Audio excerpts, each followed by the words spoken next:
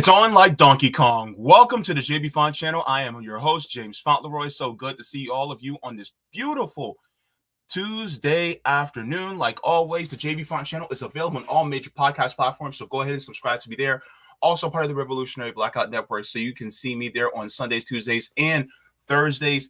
Thank you so very much to everybody coming in. Good to see all of you here for this stream today. I am so happy that you are in. Just to let you guys know, if you guys would like to get email notifications to the stream, you guys can go to jaybefaunt.substack.com so that you are aware of whenever live streams or clips are uploaded, so you can catch them whenever you can. So good to see all of you in here today. I'm going to say hello to all the people in the chat really quick. We have Norman Keena up in here, says 3, 2, 1. He says, I am late. Very important date.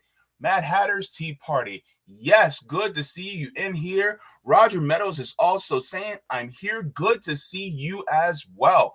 Now, just to get into our first story before Larry comes in, because he'll be in at 2:30, and I want to make sure that I get this story in as well. Just a couple of things that we need to talk about. The first thing that we need to talk about is what's going on in Africa. So I want to actually get into that story really quick. So what we're having right now is an African NATO. This is going to be really interesting because a lot of times people are thinking about, well, what if African countries actually united? Well, it's happening. So an African NATO. So West African nations form a defensive bloc as of recently. Mali, Niger, and Burkina Faso have signed a mutual defense pact that recently defend the trio from Western interference, especially from France. In recent months, and many of you have watched on this channel, Burkina Faso, Niger, and Mali have had military coups that ousted the French control to solidify national sovereignty and self-determination against the West. Now the defense is on, and they're ready to defend each other if, or really when, the West attempts to take it over once again. So I'm going to be sharing this article from Democracy Now! That actually shows what has happened over the last week or so. So this is out of Democracy Now! This is going to be really interesting as the developments occur.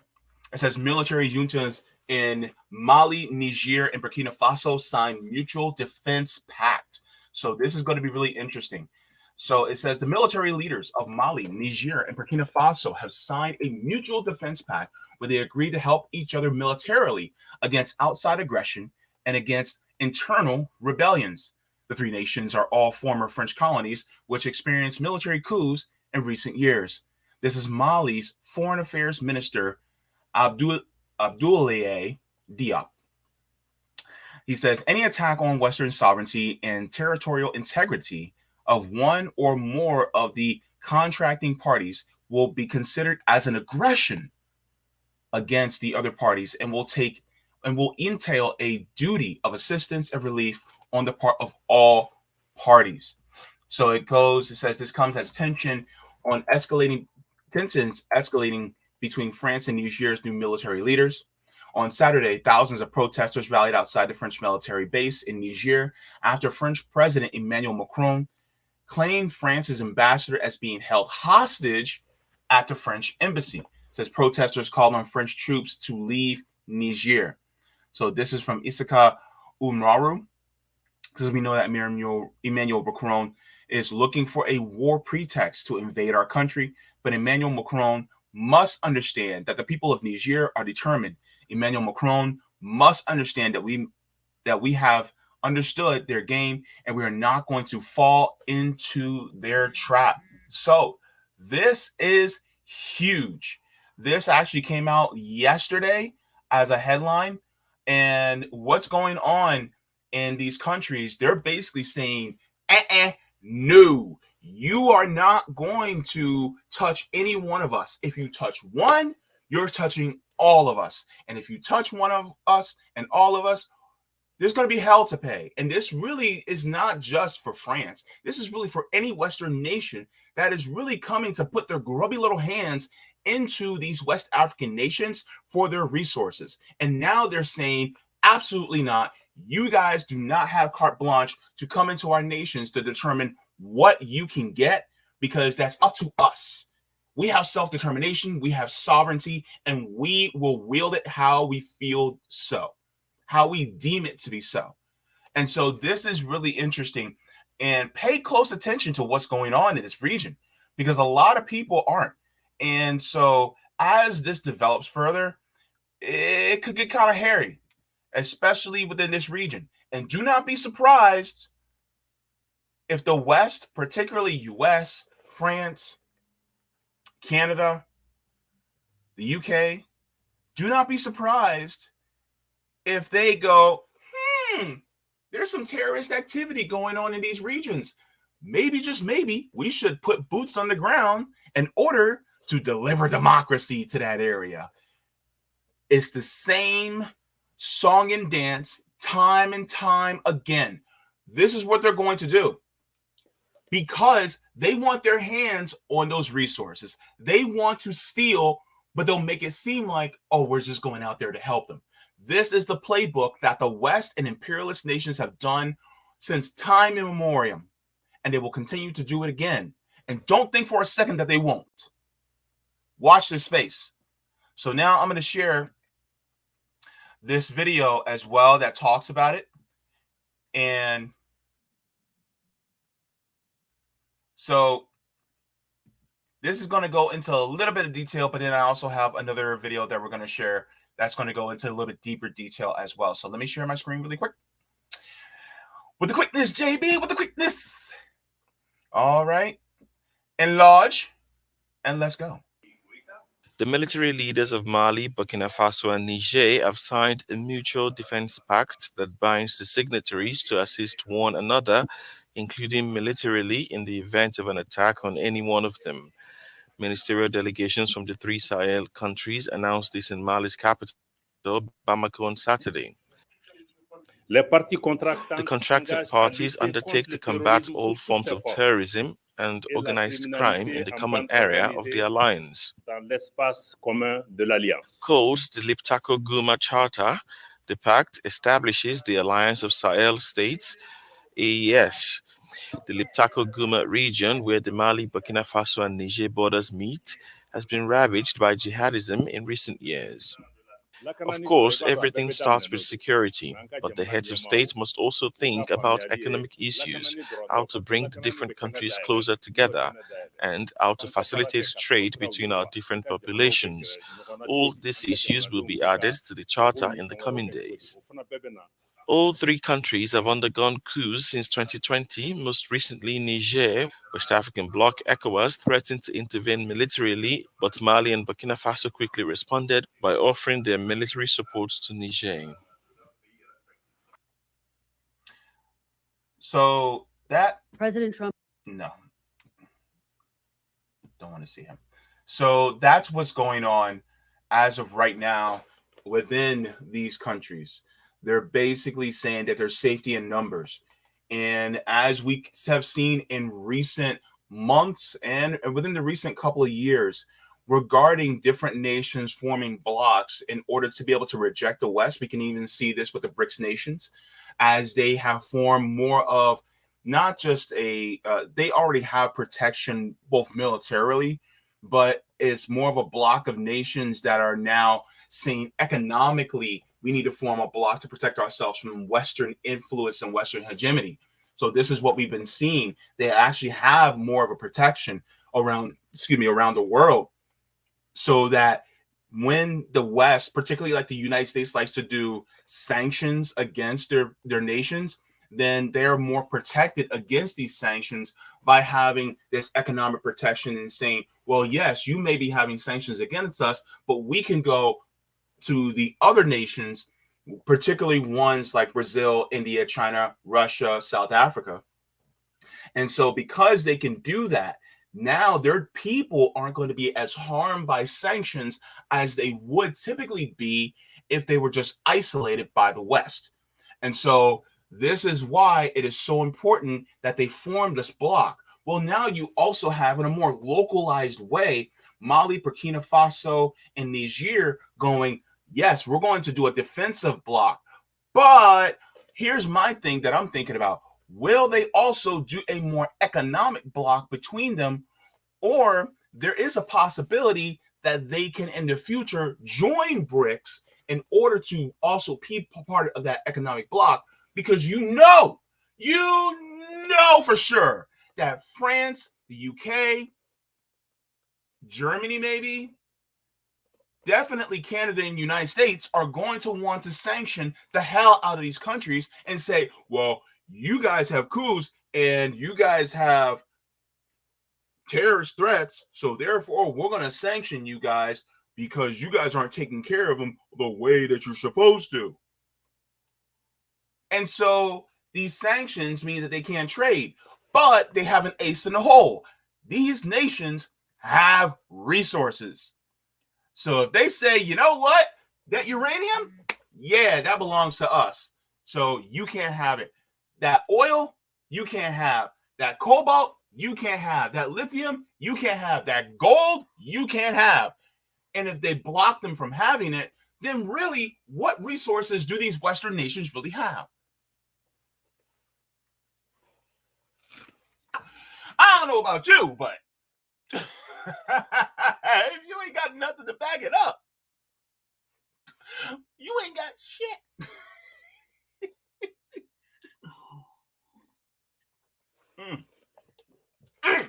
That tea is good.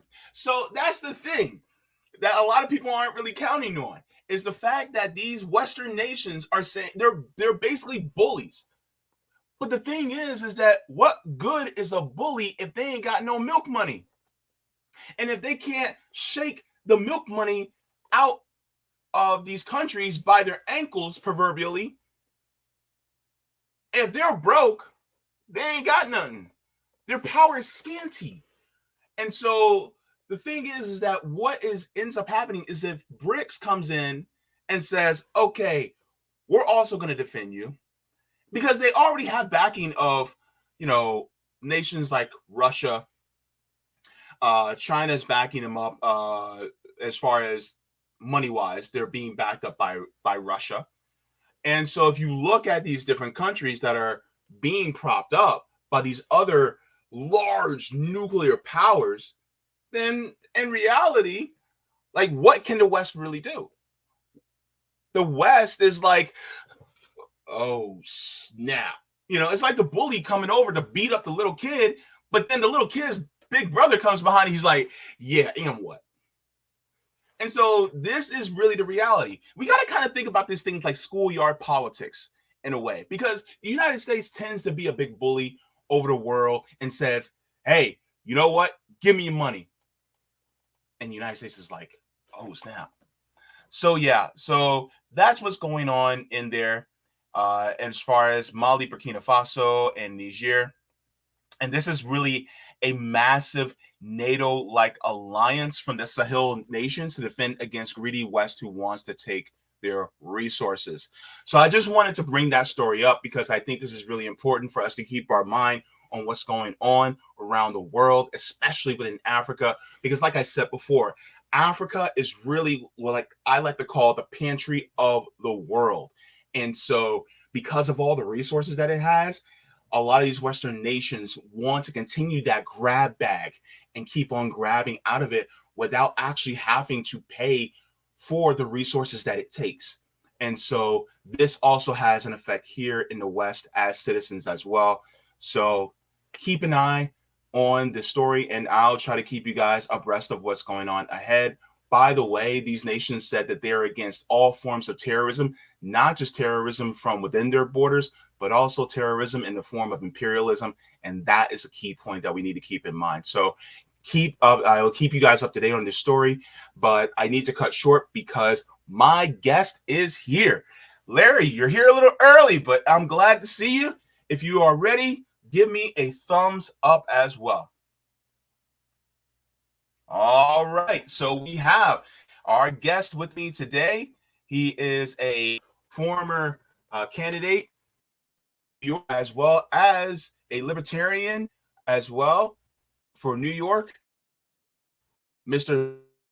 Sharpe, political commentator as well. Very smart one too. Good to have you. I'm happy to be here. Thank you. I heard what you were talking about. I told you 2:30 in case I was going to be late. I wanted to show respect for your show. So I was able to get here early. So I figured I'd come early. If you wanted to chat, I'm happy to have the conversation. I love what you're talking about in West Africa. Sadly, it's an issue that most people are not talking about. Yeah. In fact, a lot of times what's going on there really just, it affects us here.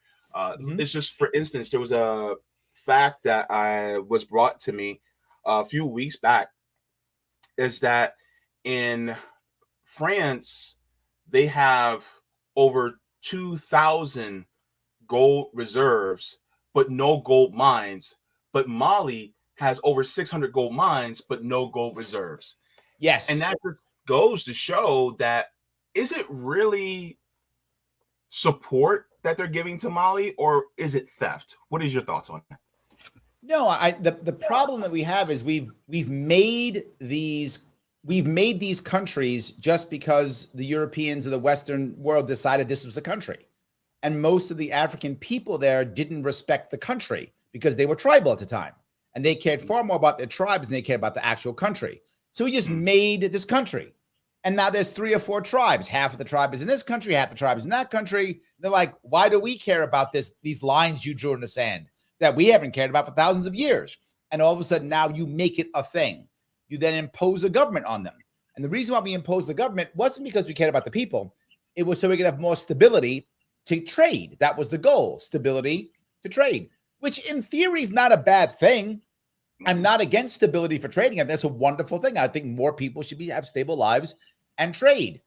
But what we didn't do was care about the indigenous people and what they would have thought was an appropriate border, or what they would have thought was an appropriate government system, or whatever the case may be. We didn't do any of that. And I think we're still paying the price for that. Now you have a worse problem.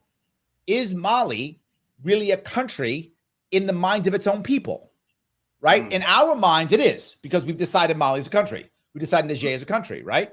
Now, I look at where my ancestors come from. I bring this up because my own ancestors, right? I didn't know where my family came from, as most African Americans don't know. But I did I did 3 separate Ancestry.com type things, right? 3 of them. And I found out that my ancestors come from the Hausa tribe. Well, the Hausa tribe is mixed within Cameroon and Nigeria. So am I Nigerian? Am I Cameroonian? Is that a thing? I don't know. What am I? I don't know. And do the Hausa people care? They don't. They're more loyal to Hausa than they are Nigeria, or they are to Cameroon. So now you have civil wars in all these countries, tribe upon tribe, tribal issues that we didn't care about at all. And we didn't. All we cared about is, can I get my gold? Okay, who's the most powerful? Who can I bribe to get my gold? Oh, you're an evil, horrible warlord? It's fine. Can I get my gold? Awesome. Here's money. Here's weapons. Here's guns. Keep these other people in line so I can get my gold. And I think that legacy hasn't gone away yet.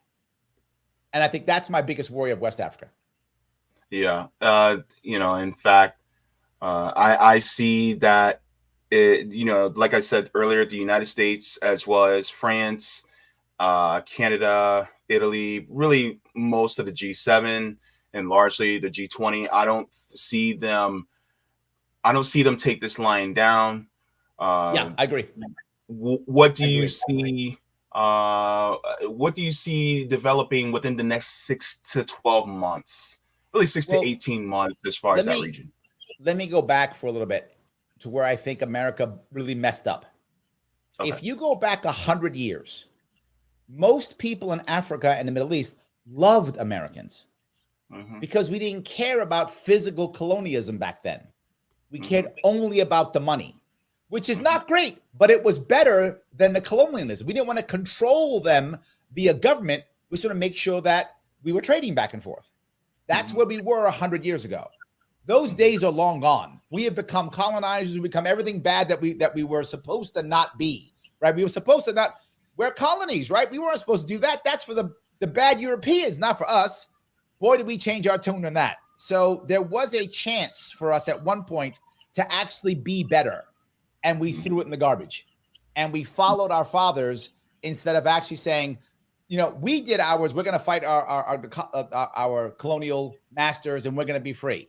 We didn't allow the Africans or anyone else to do so at all. In fact, we supported the French in Vietnam. That's why we fought the Vietnam War, because we didn't want the French to lose Vietnam, right? That's why we're still fighting in Mali. There are still Marines dying in Mali every other year, soldiers every other year dying in Mali, because we have troops there trying to help the French.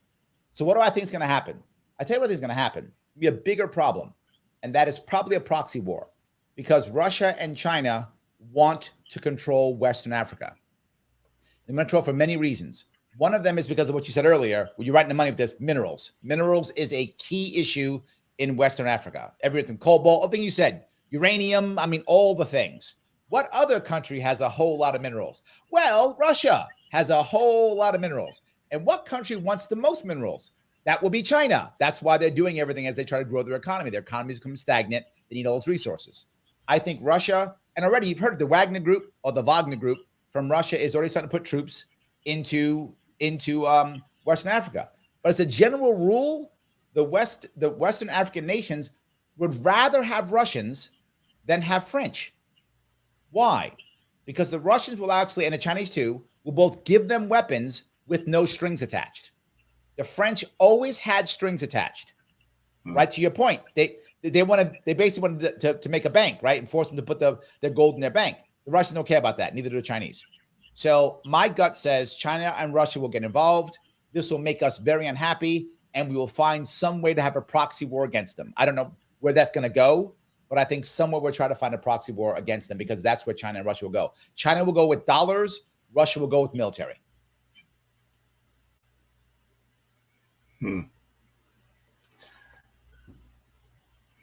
Interesting.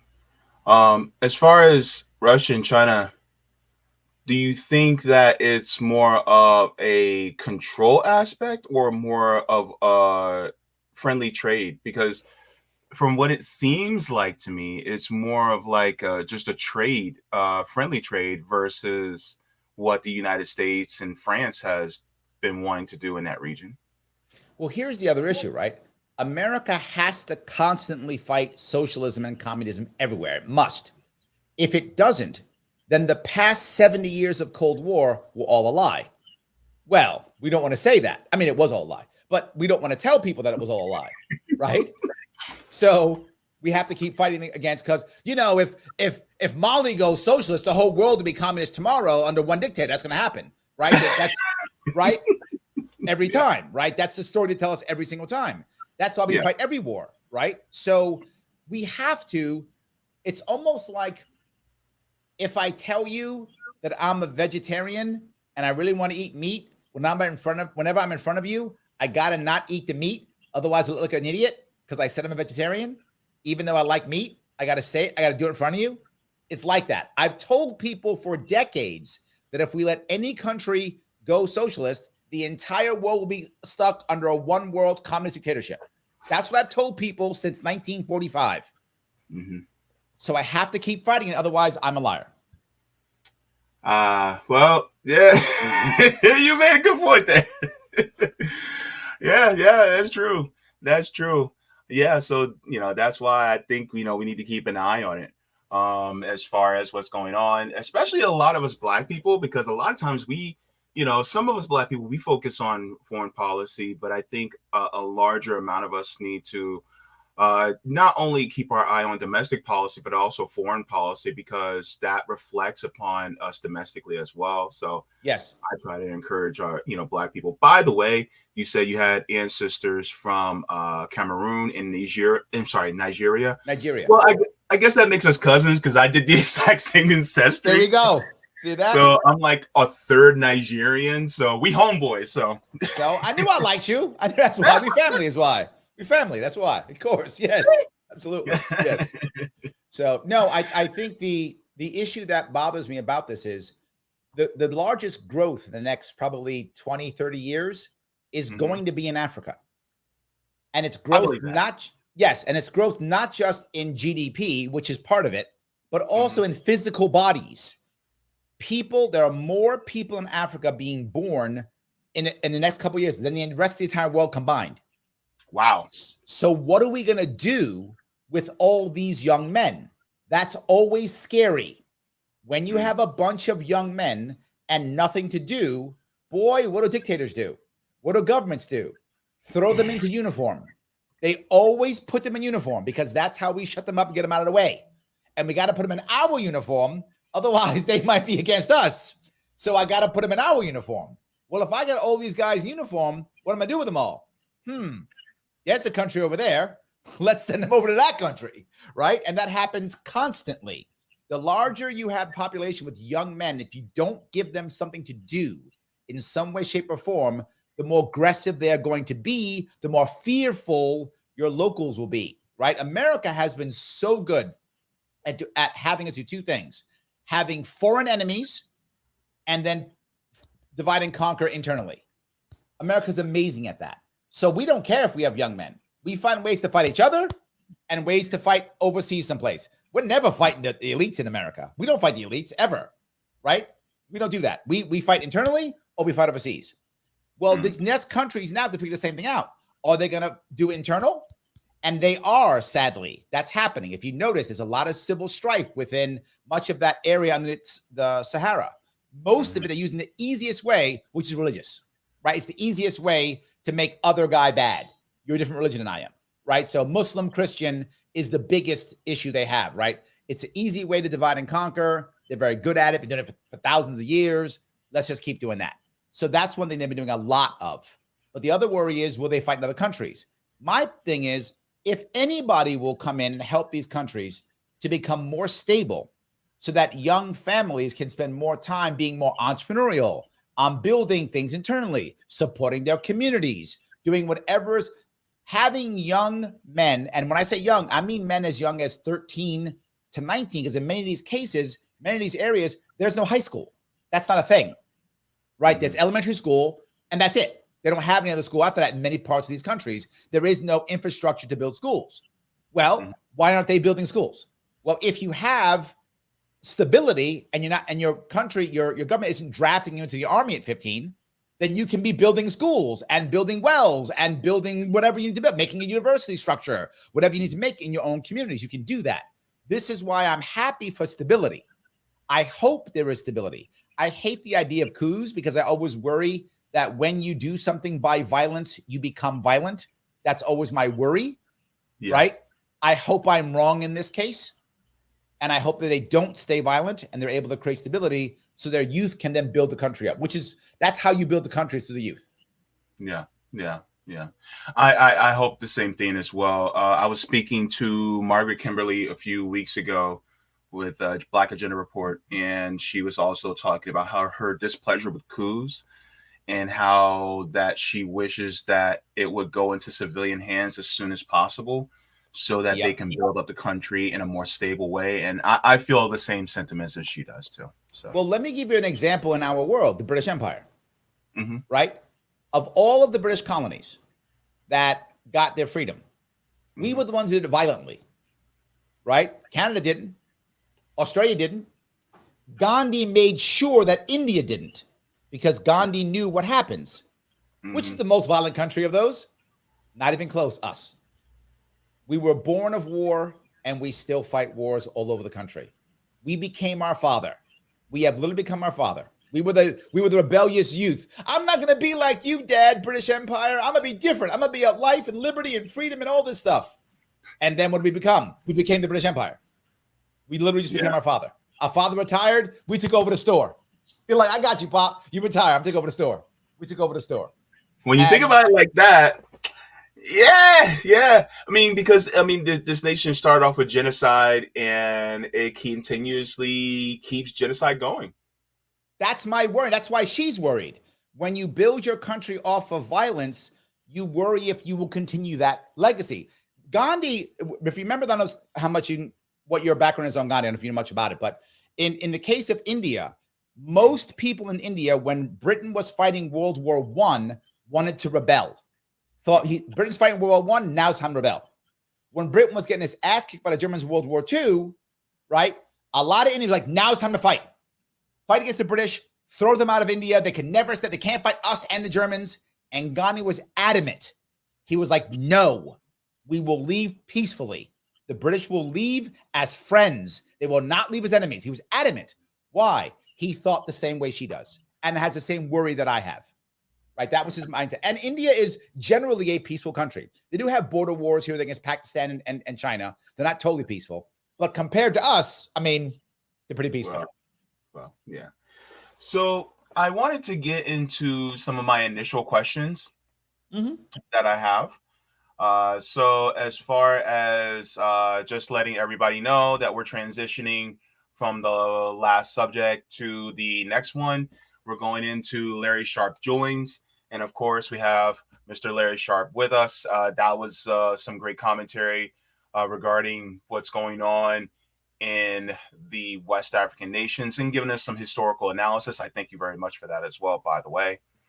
But so one of my first questions that I actually wanted to ask you, and really this is just a way to get to know you a little bit better, as far as let me find my notes here.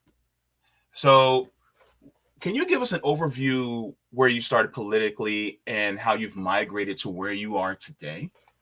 Yeah. When I was, I grew up in the South Bronx in Manhattan. I'm sorry, in New York. And I think most of my family was very left. They didn't like people like Ronald Reagan. And I didn't know why I was a kid. I didn't know. And I was like, why? And they would say, well, because he's a Republican. So by default, he's bad. That's kind of how my family thought. I didn't really care much about politics at all when I was growing up. It wasn't a big deal for me. I joined the Marine Corps when I was 17. My father died when I was young, and I had no real positive male role models in my life. I'll give you an interesting story. I was going to join the Army because my father was in the Army. So that I'm gonna go join. By the way, that's my father's flag. He has passed away since. So my father was in the Army, so I was gonna join the Army, right? So that okay, I'll go join the Army. Life is good. I'll go do that. And I went there, and when I went to the Army recruiter, he was like, oh my God, we're going to make you a general in 3 weeks. You're going to be traveling the world. You're going to be fine women, going to be all over you. You're going to have you're going to be a PhD in a month. I mean, he just promised me everything. And I was like, man, this is great. Why doesn't everybody join the Army? This is amazing. I'm getting everything. So I grab all the book bag and all the stuff they give me with all the stuff they give you, the propaganda. And I walk outside thinking, all right, I'm going to join the Army. Right there is the Marine recruiter. It's all same building. He says, hey, son, you got a minute? I said, yeah. Brings me in, sits me down. He says, that Army guy, he promised you a lot, right? I said, oh my God, he promised me everything. I'm gonna be a general. I'm gonna be traveling the world. Hot women are gonna be all over me. I was gonna be amazing. He promised me everything. He goes, you know what we call that in the Marine Corps? I said, what? He said, we call that the solar plan. Everything under the sun. He goes, you know what I'm gonna promise you? I said, what? He said, 4 hard years. Are you ready? And I said, yes. And I signed up. That's how I joined the Marine Corps. And I didn't know why I did that.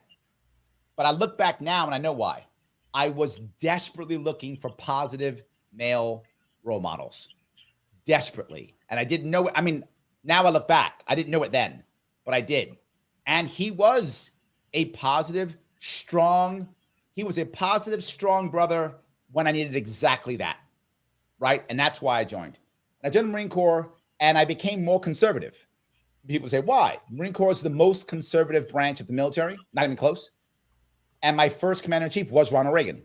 So I think I moved a little bit from the left towards the right when I was a young Marine. I shifted.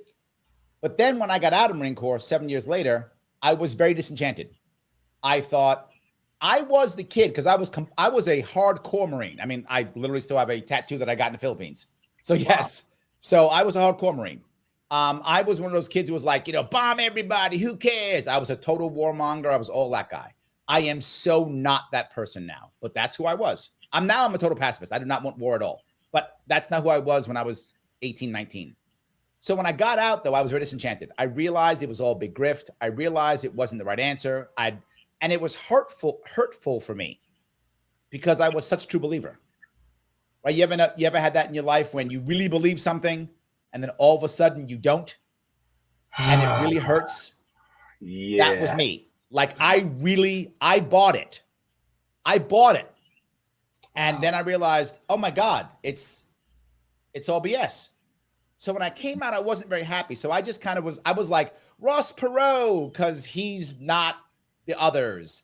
And Ralph Nader, because he's not the others. That was I voted whoever was not the establishment. That's what I voted for. That's how I did it. And to be forward with you, I couldn't have told you any of their policies. I was not a policy guy. I was trying to make my life. I was a teacher. I was a sales rep. I was an entrepreneur. I'm still an entrepreneur now. I've been an entrepreneur for almost 20 years, 19 years now. So I was running my business. I didn't care about politics. I was just trying to make money. That's what I was doing. So then Obama came. Oh. And I bought the Obama 100%. Hook, Wow. I did. And I look and say, why did I buy it? Man, I wanted to. I wanted to believe this wonderful black man could come in and fix things. I wanted to believe it. So I did. I bought it. I voted for Obama 2008 thinking, yes, this is finally, okay, Jesus is here. It's come. It's done. Jesus is here. We're good.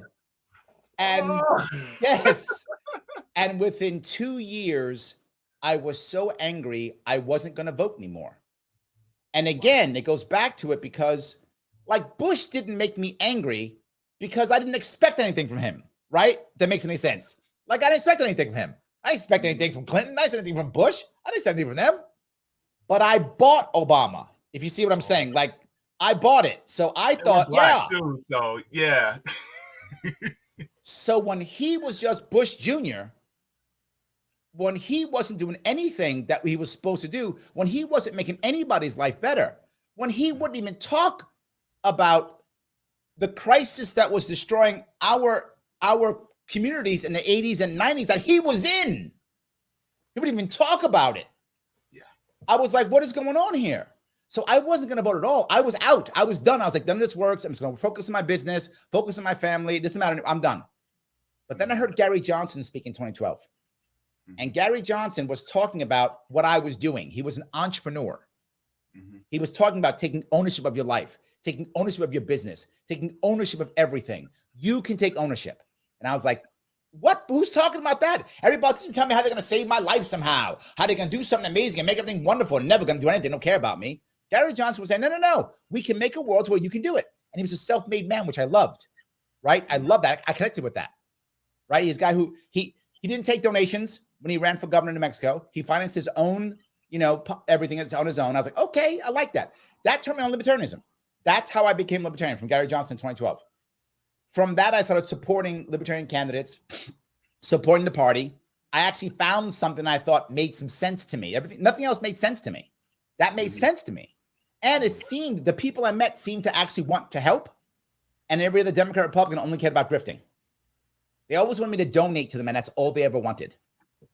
Right? That's it. That's all they wanted. Right? But the other ones didn't. They would actually talk to me. They actually cared about it. They had policy. They had to answer for something. But okay, maybe this is the plan for me. So in 2016, I wanted to be his VP pick. He ran again in 2016. And I ran locally. I ran the internal, the primary system for the Libertarian Party to become the vice presidential candidate. It was almost a Johnson Sharpe ticket in 2016. I lost by 31 votes. Oh, wow. Yes. So yes. And it became a Johnson Weld ticket instead. And we did well. Libertarians did well. Best we'd ever done. We got 4.5 million votes, which for us is amazing. We never get that amount. I mean, that was a lot of votes for us. Right. And Gary Johnson was the face of the party for a while. And then he went away. And then I decided, you know what? I was disappointed, but I still cared about the party. I thought it was important. I began to understand that third parties matter. Like it matters. And people get mad at me because libertarians do, because I'm friendly and support people like Andrew Yang and Dr. Cornel West. Like I promote Dr. Cornel West stuff. Not because I personally like either of them more than anybody else, but because I will take any third party over the duopoly. Because if I can't break the system, it doesn't matter, right? It doesn't matter. If the system is set up against us, I believe my views are the best views, but I don't have a problem with everybody's views being there. And if they're right, then they're right, right? A lot of my libertarian views, I actually support voluntary socialism. Like I have policies to support co-ops. And libertarians go, why would you want to support a co-op? Because that's voluntary. People should be able to organize their communities how they see fit. That's self-determination. Right? Yes. More direct democracy, more self-determination, more localization, nothing but good. Whoever gets me that, I'm in. Who gets me that? I'm in. That's the guy I want. That's the gal I want. I'm for that person, right? That's what I want. So from that point, I started thinking third party is the right answer. But I got upset and I decided I was going to pack up and I was going to leave New York. I was tired of New York. New York is collapsing. It's been collapsing for years. It's still collapsing. So I thought, you know what? I'm going to be out. It's a one-party system, which is never good.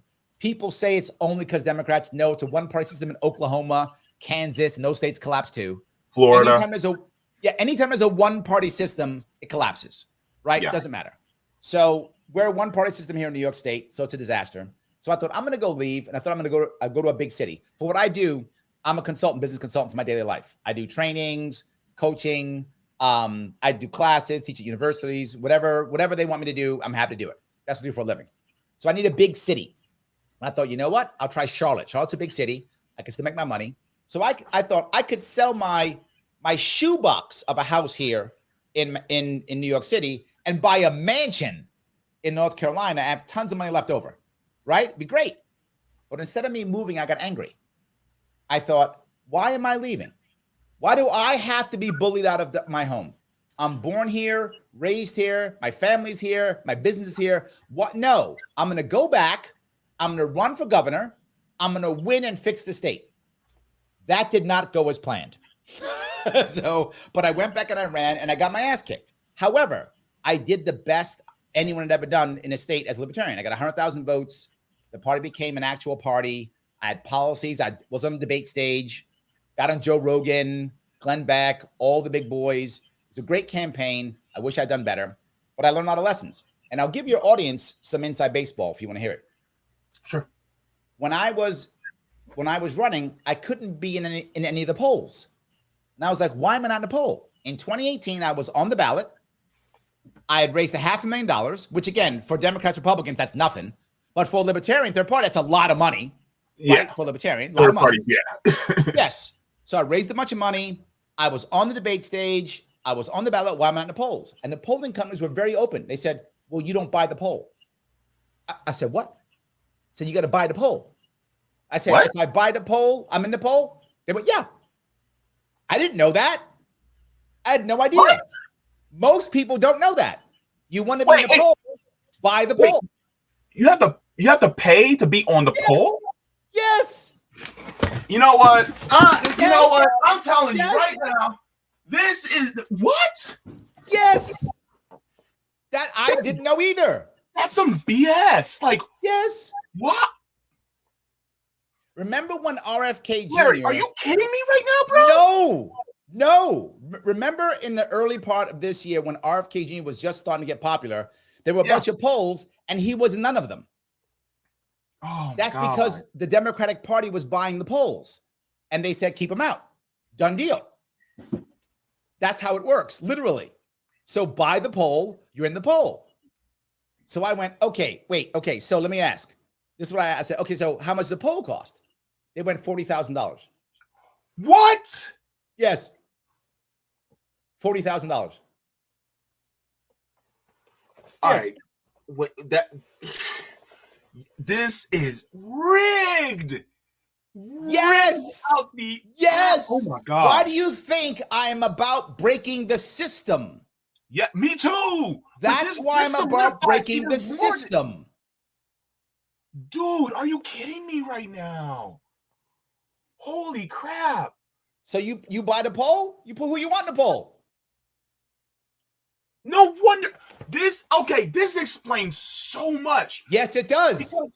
Because when they're saying there was this Paul Krugman. I was talking about him last week, where he was talking about how the polls show that everybody's doing fine. Yes. That really we say the economy's horrible. We don't behave that the economy's horrible. And I'm like, y'all didn't poll me.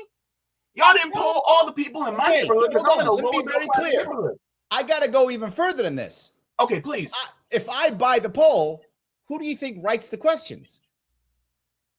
I do. I bought the poll. I write the questions.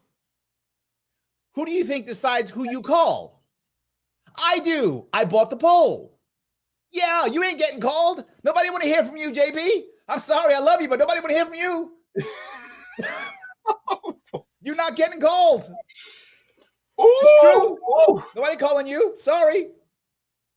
If it makes you feel any better, they're not calling me either. So, but they're not calling you. No, they're not. But yeah, so this is why when, polls, they matter, but they don't matter, because it's just like, who really, because it's funny, because I actually did a poll. I did a poll on my show. And it was about 250-ish people that voted in the poll. And over 80% of them, because I asked the question, are you doing okay economically? 80% said no. 5% said not sure. 0% said yes. No. 95% said no. 5% said not sure. And then 0% said yes. So let me go further on the poll part, if I could. Sure. Because your point's a valid one.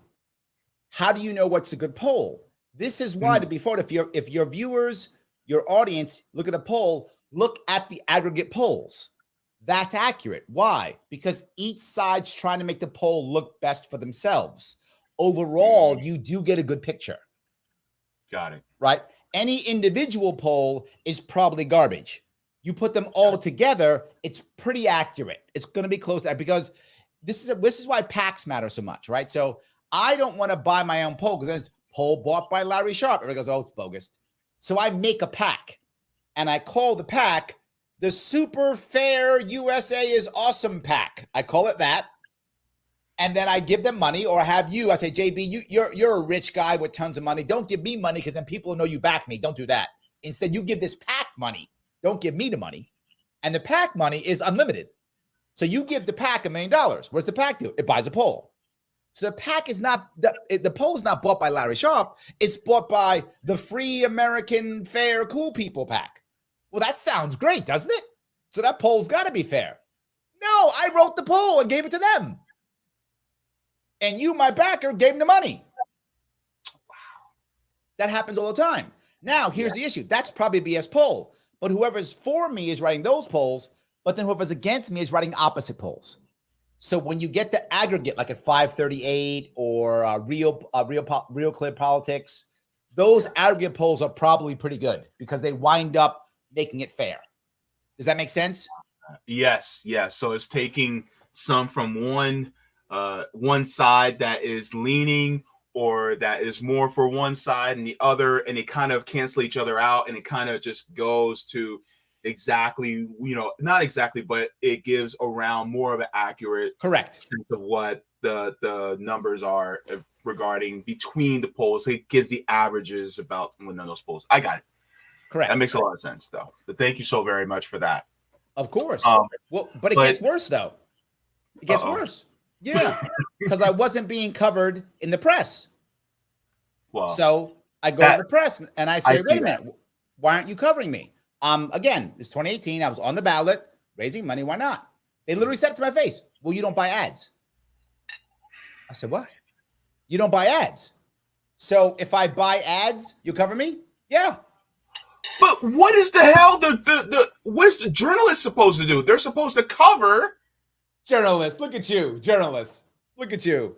Do you hear what you just said? Wait, Larry, are you doing my sweet summer child to me right now? Journalist. I just got Sweet Summer Child by Larry Sharpe. You did. You just did. Yes, you did. Yes. I deserved it. I deserved it, Larry. I deserved it. Yeah. I'm sorry. It slipped my mind that we actually live in a propagandized country. My bad. I'm sorry. I forgive you. All good. So, yes. But no, literally. And so, again, this is where you get the PACs that work out well, right? Because now I have a PAC. I don't buy the advertisements, right? And you'll see it. There'll be a PAC that'll say, paid for by friends of Larry Sharpe. Yeah. Right? Paid for by Make America Great. paid for by the democratization of the blah, blah, blah, blah. That's a PAC that my rich donor you put $1 million into that now they buy ads on my behalf. Since they buy ads on my behalf, everyone knows who they're buying ads for. They now cover me. Now I get to be on their morning show. Now I get to be in their TV show, whatever the case. Now I get to be in the newspaper because there's only 6 companies that own everything. So once I put a bunch of cash into something, I get to be in all the shows. That's how that works. I knew it was pay to play, but I had no idea how direct. It is direct pay to play. Ooh. Just direct, which actually I wish more people knew, because at least it would be fairer. Well, they know now because they're here now at this channel. Yes. At least it's fairer. So. Yeah. Yeah. Well, think about it. I never forget this, right? This is how they control the media. I remember watching a show, this is years ago, and there was a commercial on a political show, and the commercial was for a company called Kerr-McGee. And at the time, Kerr-McGee's number one thing is they made offshore drilling sites. That was and that was what the commercial was for, how they make offshore drilling sites. I said to myself, who the hell randomly buys an offshore drilling platform? Nobody does. I'm not watching TV. You know what I need? An offshore drilling platform. I'm so glad I saw this commercial. Let me call up, buy one. Nobody does that. So why would you require a commercial? So you can control the narrative. So they don't talk bad about energy. Because if they do, you pull your advertisement. So you buy advertising to control the narrative, not to sell your product. You're already making money, right? So you don't have, no one's going to buy anything from your ad. You don't care. But you want to make sure you keep these guys in line. So you buy a bunch of ads that now you could pull away. It's literally like prison, right? I'm going to give you another example in prison. In prison, there was a thing in New York State to give prisoners iPads. And people got mad. Don't give prisoners iPads, they don't deserve it. And the CEO's correct. So I was like, no, please. We want to be able to give the prisoners iPads so we can take them away if they mess up. This is the same thing how the corporate deal with the media. We'll give you the money, mess up, we'll take it. Yeah. Same thing. Yeah. It's like Aaron Burnett out front, brought to you by Pfizer, right? Or it's like CNN Tonight with Don R.I.P. Don Lemon. His career. But brought to you by Lockheed Martin, and it's just like, why would Lockheed Martin need to advertise on CNN or MSNBC or Fox? Correct. No need. You're not going to go, you know what I need? Oh, a fighter jet. Well, actually, now you could. We just lost one. But I mean, you're not going to say, oh my God, you know what I need? I need a weapon system. Let me call up Lockheed Martin and buy one. Of course not. Of course not. It's just made to control the narrative. So that, by the way, is why I ran again in 2022. Because I was so upset at what I saw. It reinforced my desire to break the system. It reinforced my desire of third parties, which is why what I did. New York State's very different. In New York State, we have a thing called fusion voting. Fusion voting means that we can, in New York State, it's very special for New York State, we can be listed on multiple lines at the same time. So I can be listed as, Democrat and Republican and Libertarian and Green more than once. You only vote one time, but it doesn't matter where that vote is. Any vote that's for me counts towards me. That's how that works in New York State. So I said, I'm going to take advantage of this. I started talking to the Forward Party. And I said, why don't we get together? I'll get the Libertarian line. You'll give me the Forward line. I'll be on 2 lines. Then I talked to the other one called the Unite Party. I said, United America Party, I'll do this. I have 3 lines. I'll be listed 3 times. Then I went to Republicans. I said, Republicans are doing well. This is a Democratic state. Republicans know they can't win. A Republican has not won a statewide election in New York State, not governor, not AG, not senator, in 22 years. Wow. It's almost 3-1 Democrat to Republican. Republicans are ineffective in my state completely. Again, it's the opposite of Kansas, right? Kansas is totally Republican. Democrats never win. Opposite of Kansas, right? So in this case, I know the Republicans are going to lose. So I go to them and I said, look, let me run in your primary. Because I had a PAC that was buying polls for me because I learned my lesson. So I was polling at 6% before I announced. Now, for a libertarian in New York State to be polling at 6% is insane. That's insane. So the other parties noticed that because it was actual polls, Zogby polls. They were like, okay, this guy's real. Okay. And they were talking to me, how do we do this? We could maybe this could be a winnable race. Oh my God, maybe we could make some real impact. Okay, we do it. Went to Republicans. I said, Republicans, look, you don't got to pick me because I'm not a Republican. I'm libertarian. I get it because Republicans don't like me. And I said, okay, let me run in your primary. The same way Bernie runs the Democratic. Bernie's actually a socialist, but he runs the Democratic primary. I said, I'm a libertarian. Let me run the Republican primary. And in New York State, you can do it. There's a piece of paper we have in New York State called a Wilson Pakula. I don't know why it's called that. It's just the name of it. If they sign it, I can run in their primary. I said, let me do that, and I'll win your primary.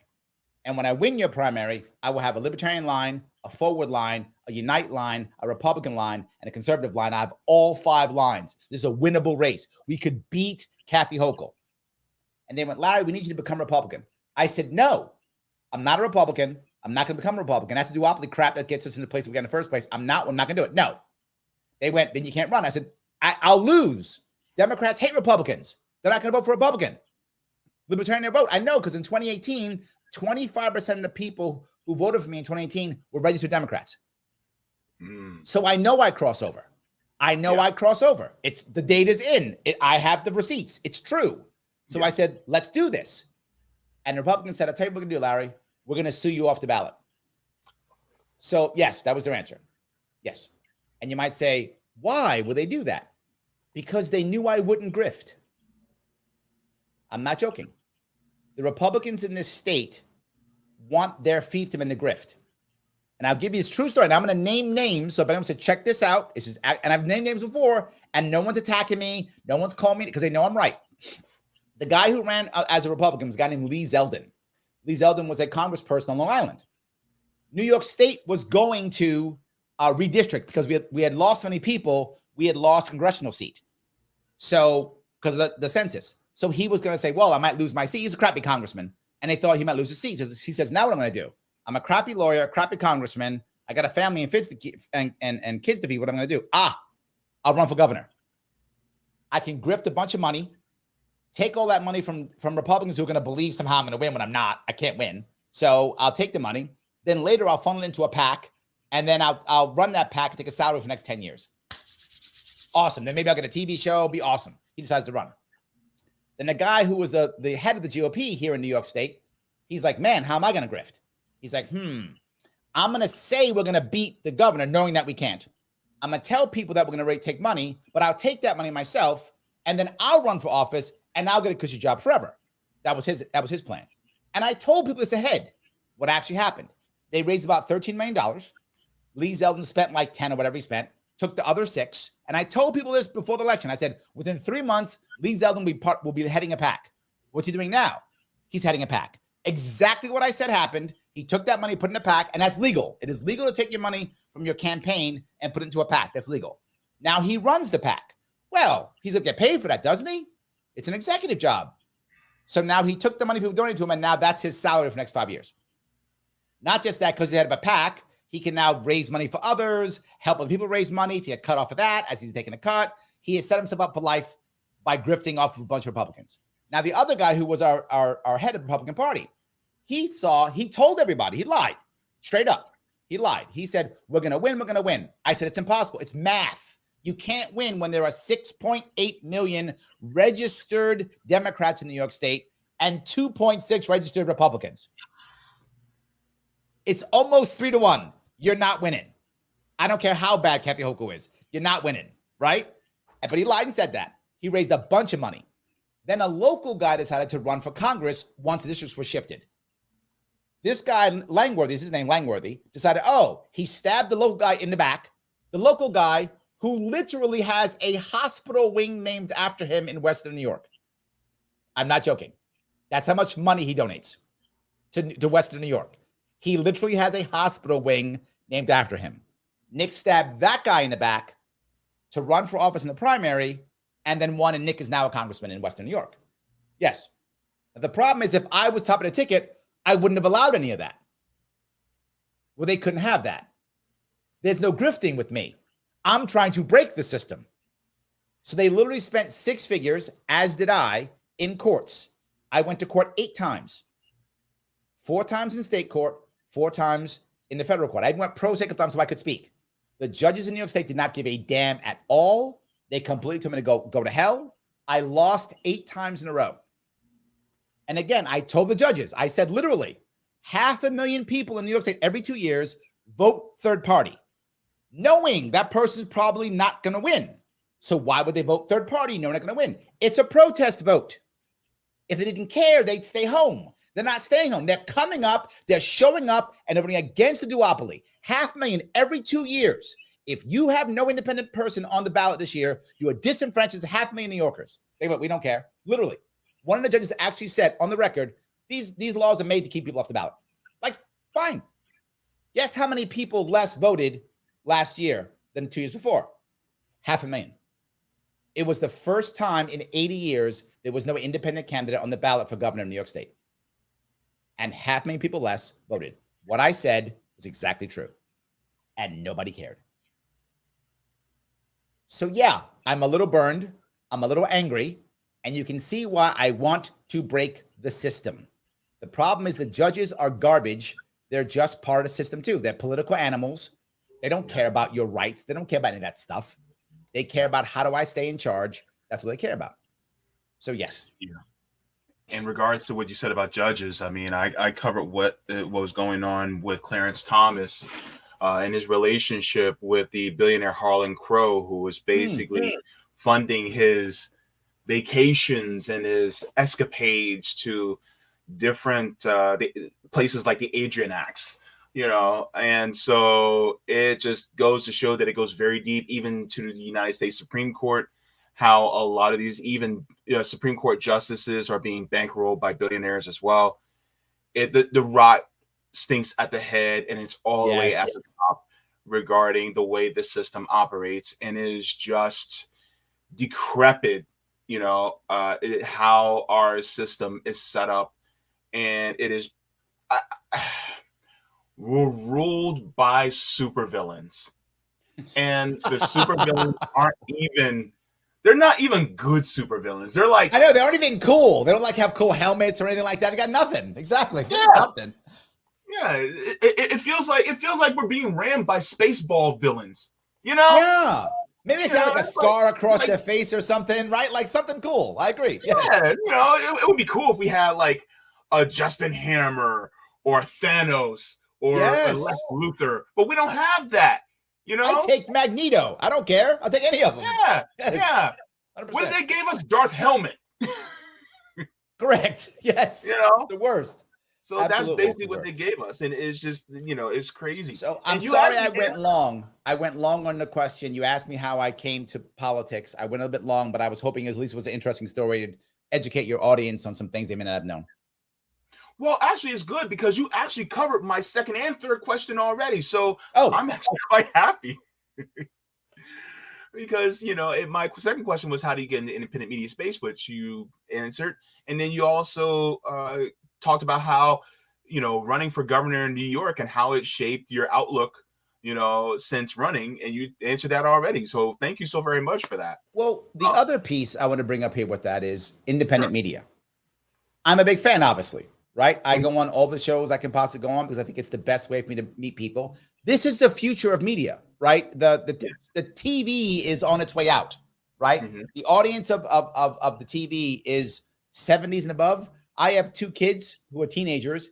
They don't watch TV at all. Like the only time they'll watch TV is if I put YouTube on the TV. That's the only time they'll watch TV. Otherwise, they don't watch TV ever. So that's going away completely. And so I see this as the future. For sure, this is the future. What's the second piece, though? As they get bigger, they begin to change too.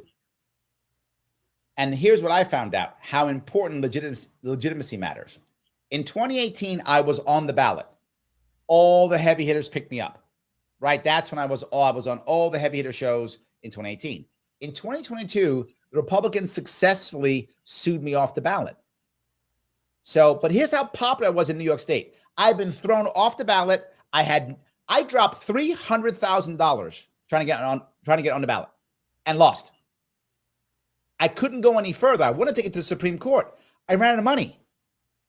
I mean, even though a lot of donors love me, At one point, they go, Larry, we love you, but 8 losses. No, I'm not giving you any more money.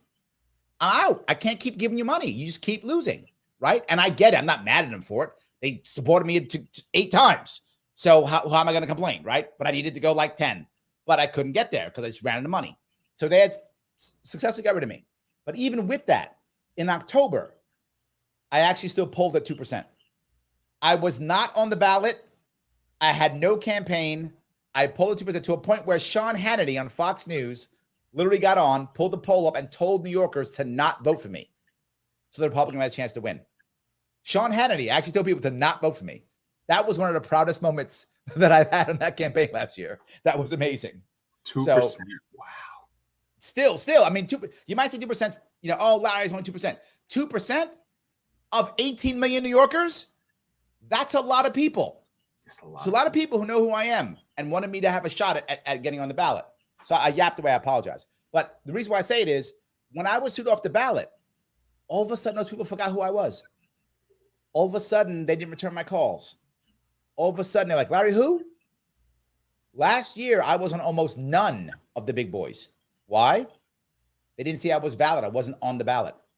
On the ballot matters, which is why I'm trying to have, it's why we have to deal with an issue, which is kind of off topic, but kind of on. It's one of my pet peeves. Access to the ballot is the way they destroy us. This is why we can't get third parties to work, because we can't get on the ballot. People say all the time, well, Larry, oh my God, Larry, you should, if you guys just run better candidates. We can't get, they literally throw us off the ballot. You can't vote because they won't let me on the ballot. What most people don't realize is the printing of ballots is new. It's not in the Constitution or any state constitution. You're supposed to have to write in whoever you want. People used to bring in their own ballots, blank. You put in who you want to put in. Now they created rules to make sure the 2 big parties control everything. That's party rules. That's not government rules. That's party bullshit. Yeah. They used to keep us off. So yeah, it's now almost impossible to get a ballot in most states. And that's why you see people fighting. Say, well, Cornel West just run independent. No, he won't. He's got to find a party that has infrastructure that can physically get on the ballot. And right now in America, that's only 2 parties. Green, Libertarian. That's it. There's no other third party that has any realistic chance of getting a ballot.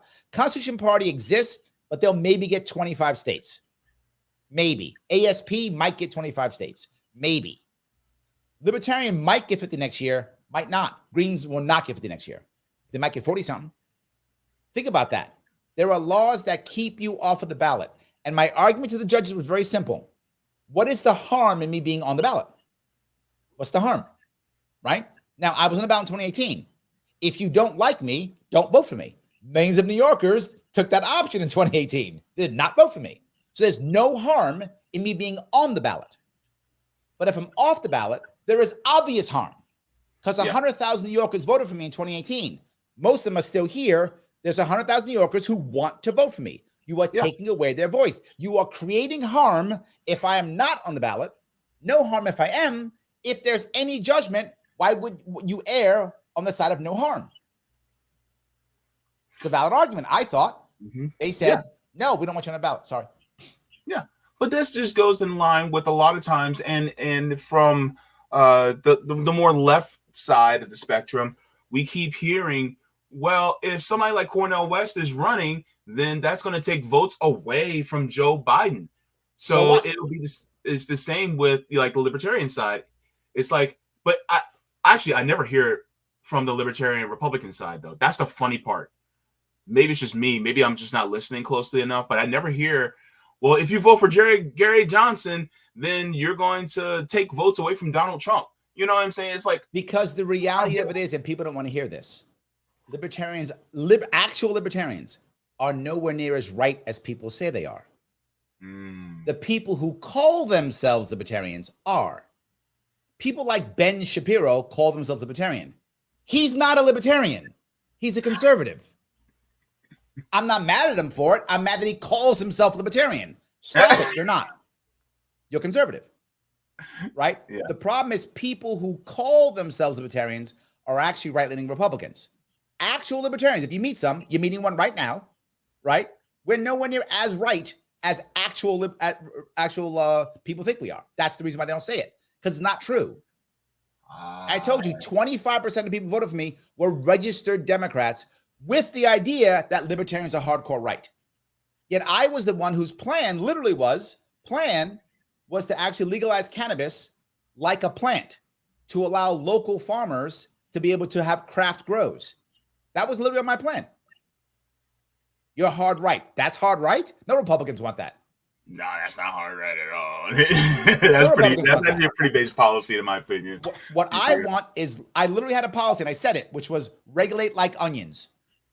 That's how you regulate cannabis, like onions. Take away corporations. People say libertarians are corporatists. The opposite. We hate corporations. Corporations are monopolies. We don't like monopolies. We don't like government monopoly either. We like no monopolies. We want localization, more choice, more option, more direct democracy. Stop forcing people to do stuff. Let people be free. We want that. That's what we want. I was the one. I had an idea. Again, this is my policies on my. I did literally, to tell you how, if you think I'm crazy for any reason, I did 8 hours straight with no break, no bathroom break, no food break, 8 hours straight live New York State policy. It's still on my Facebook. My YouTube page now. Go to my YouTube page, click Larry Sharpe 8 hours. You will see it. It's time stamped for every policy that I had, for every single thing for 8 hours, and I ran out of time. I stopped at 8 hours. I had more to go. Wow. Actual solutions to fix things in New York State. You can't find that anyplace else. Only third parties can have that, because everyone who's left or right just goes culture war, right? If I'm on the right, I just yell. I just go, the left's evil. They're going to kill your kids, whatever. If I'm on the left, I yell, the right's evil. They're going to kill gay people. That's all I do. I don't have to have a policy. I just yell culture war stuff, and each side goes each side. I actually give people actual solutions. Now, here's the issue. You might say you don't like my solutions, and I'm okay with that. But if I'm going to give you a solution, now we can talk about it. I'm not married to my solution. I'm married to a solution. If yours is better than mine, I'm in. I don't care. I want to solve things. Now, one thing I support that's not libertarian. I actually support public banks. That's not libertarian at all. Why do I support public banks? Because our system is so broken that no corporatist can ever support localized people being successful. A public bank can do that. Most people want to use public banks to build infrastructure. I don't. I want public banks to support localized people, co-op banks, co-op working, local credit unions. That system cannot function right now in New York State with our current financial system. It does not work at all. So we keep having big banks destroy people. I would like big banks to stop destroying people. So if we could localize banking, do co-op banking, we could actually build a localized sector. People say, well, libertarians want to get rid of government. I do. That's true. Accurate. Guilty as charged. But I don't want to get rid of government if I don't have community first to support it. People need help. People fall down. People get unlucky. People make mistakes. All kind of stuff happens to people. Their fault, not their fault, a combination, whatever. It's human nature. Now, if we don't actually have a localized system to support them, I get why you want government. Makes sense. People need help. We need to literally take time, and I mean maybe even decades. Most of our communities have literally lost the institutional knowledge to be able to support themselves. And we saw that during the lockdowns. If you could actually have localized communities support each other, you can remove government. But you can't remove government until that exists. So you never hear me go, abolish, abolish, abolish. A lot of libertarians talk that way. I don't, because I recognize that people need help. We have to get the community involved first, because community will always, here's the biggest thing to remember, and this is an emotional piece, which is true, which is when someone has a problem, whatever that problem is, addiction, financial issues, medical issues, mental issue, whatever it is, the first thing they need is not a program. The first thing is somebody who cares. Then you can figure out what the next step is. Is it a program? Is it someone's house? Is it a hospital? I don't know what it is. Depends, right? But someone who cares. How can government care? It can't. Government checks a box, gives you services that are in that box, and that's all. But if I have actual community who know you, who go, no, here's what Larry needs.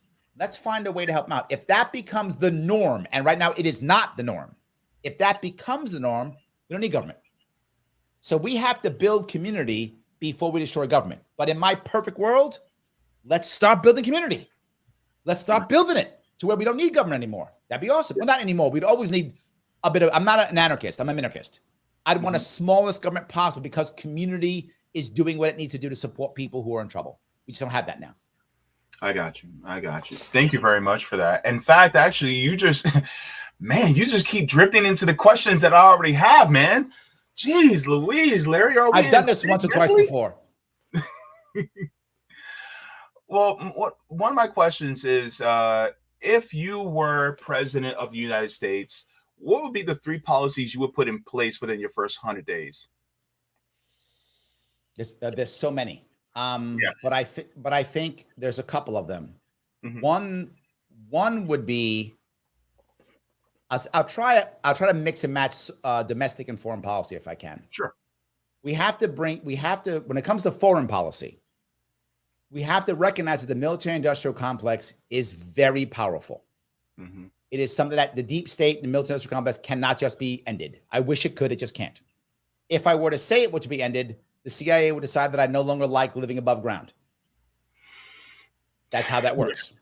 We know this to be true. So what I have to do is instead decide that we need to end all the wars. But when we end the wars, military-industrial complex says, wait a minute, how am I going to make my money?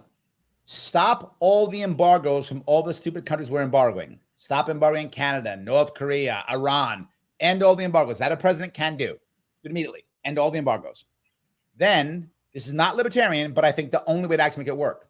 Allow these military-industrial complex people to have contracts with non-weapons to these countries for a short-term monopoly. Why do I say that?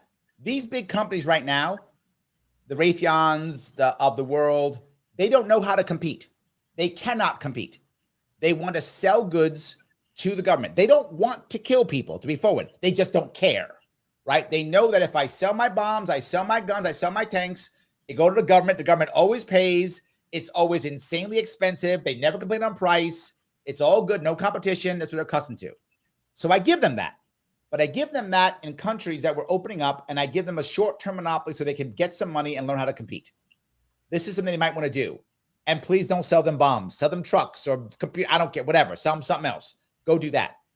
We do that, they may be willing to let go. And that's, I have to make sure that these people can make money without killing people. And sadly, we built the last 100 years on us doing that. I can't just break that. I wish I was a way to do so. Meanwhile, we look at every single agreement that we have across the country, about 800, I think, either agreements, treaties, or SOFA status agreements. All of them have opt-outs in some way, shape, or form. We go through and we slowly begin to pull back the military-industrial complex. I would start that process immediately. Day one, I begin the process.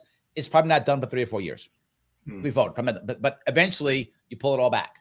Also, I don't want to, as you bring the troops home, just dismiss them, because they all have contracts. They all are thinking they're going to stay in. I don't want to all of a sudden put, 500,000 homeless vets on the street. It's not going to work either, right? So I also to wean them off, to get them out also. That's why it's about a 4-year plan to move that. That's externally. Internally, I want to make a lot of shifts, right? One of them is election reform, right? We have to make our elections to where they're much fairer when it comes to parties. Basically breaking up the party system, right? Ending gerrymandering. All the things that would actually get us to actually have a say.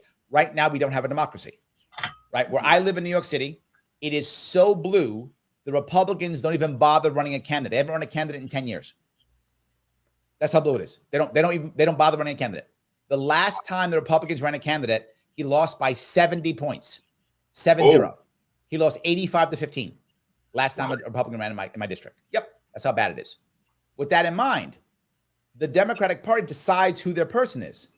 Therefore, the Democratic bosses decide who rules me. That's not a democracy. So we have now, right? So I have to break that. But the other thing I have to break here is the war on drugs. The war on drugs has to go away, right? Has to go away. First thing we do is we deschedule cannabis. Take it off. That's the sign of the pen. First day off. It's no longer, right? It's done. Sure. Next, I create the Office of the Pardon. I'm not joking. The Office of the Pardon. And literally their job is to pardon people from stupid DAs and stupid prosecutors. Now you might go, Larry, you're pardoning a lot of people? Yes, a lot of them. You start in the first 3 months to 6 months. Once DAs realize what's not being prosecuted, they'll stop. That's how we stop civil asset forfeiture, which is to go away, right? Gets rid of that. And the advantage of doing these types of things means that will make a precedent for the state level. Now, state level activists go, the federal government's doing it. Now there's a precedent. So that would affect all the rest of the nations, getting rid of civil asset forfeiture, getting rid of the war on drugs, which is just a way of putting more brown and black people in prison. And now white people in droves too. Right now, it's everybody's problem. That, yes, 100%. Yeah. And I think the third piece, which is kind of a combination, if I stop bombing overseas, there'll be less refugees coming to America. But also when it comes to immigration, we have to create a new Ellis Island plan for migrants. I am not against immigration. I am against immigration with no plan, which is what we have now. That's a disaster. If you want to bring migrants in, okay. Get them through an Ellis Island, give them an orange card, give them a 2-year work visa, go work, check in every 2 years. You can make that work. That can be done with a private company. This should not be government. If it's government, it'll be grift. Guaranteed. Guaranteed. And no taxpayer dollars. So no one will vote for it if it's taxpayer dollars. So you can't get it with taxpayer dollars. It's got to be done by literally a recruiting company like Robert Half or something like that. They create 2 or 3 Ellis Islands on the border, southern border. If you want to come to our country, no worries. Go to the Ellis Island. Go there. 3 separate companies. Because this way, if one company is bad and cruel, people will go to other companies. The market will actually work if you have 3 separate companies, and the government can oversee it and remove the license if they screw up. Right? So some company's bad, move your license, new company goes in. Now people go there. You outsource it. How do you outsource it? You look at right now in most states, you get your car inspected. It's not done by the government. It's done by a local garage. They outsource the inspection to the garage. They follow government rules, but the garage does it. Same thing in Ellis Islands. It's a recruiting company, and they get paid by the migrants and or by the companies where they place these migrant workers. You say, Larry, these guys don't have any money. Yes, they do. They're literally paying traffickers and coyotes every day, thousands of dollars. Of course they are. So pay in the regular market to get people to go in and get you a job, find you a home. That's what they do. Somehow these recruiting companies literally move people, millions of people across the country all day and across nations all day, all the time. Somehow they do it. They know how to do it. Let them do it. That will solve our migrant crisis. Those are the thing of my 3. I got you. I mean, there's some overlap in agreement and there's some disagreement, but thank you for, giving I am a libertarian. We're not going to agree on everything. Yeah, of course.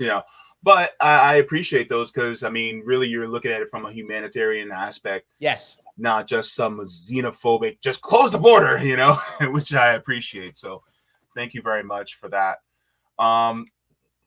My final question is, what do you think is the most pressing concern facing the United States? Division. That's the most thing, more than anything else, because as we're divided, we can't solve anything. And while we can't solve anything, people become desperate. And desperate people do desperate things. The war on drugs is the perfect example of this, right? Yeah. Perfect example of this. Desperate people do desperate things. People aren't doing bad because they're poor, right? People say poverty causes crime. It doesn't. Desperation does, which comes from poverty. However, I want to make sure that distinction does matter. That nuance matters. Okay. It is not the poverty that does it. It's the desperation from poverty that does it. But it is the desperation, right? Wealthy people who are desperate do dumb things too. Does that make sense? Desperation. Now, obviously, if you're poor, you have more desperation than if you're wealthy, obviously, right? So you have much more when someone's poor. But it's desperation that does it. When people can't fix their problems, they become desperate. And they will do desperate things. And when that happens, we don't solve things. There's a worst part of this division. This divide and conquer drives me crazy. And I'll use the migrants as an example. I just did I do a radio show every Tuesday. I'm out of Rochester, New York. It's a remoted out of New York, but it's out of Rochester, New York. And that's about migrants. And I said, I'm not mad at migrants. If I was in their country, I might come here too. I'm not mad at them. I'm mad at the system that is purposely telling them to come, letting them in with no answer for them. No answer. Just good luck. Why would you do that? Now you're making them desperate. So now when they do desperate things, we're mad at them. Well, we put them in a situation. right? Don't put people in desperate situations. They don't do desperate things. And that's what winds up happening. My point was, I'm not mad at the migrants. I'm mad at us for having a bad system. Why does that matter? Because what's happening now is people getting mad at migrants. I see it. On my show, someone called them a leech. And I said, that's a bad idea to do that. I get your emotion because you're unhappy. I get the emotion. It's a bad idea. And the reason is, now you're calling them, now it's you versus them, when it should be us versus the elites. I agree with that. Elites set this up. They put this all in motion. This isn't a mistake, right? They put this all into motion to make sure we're fighting each other. If you notice, when it comes to left-right paradigm, it is rare you see me get involved in culture war.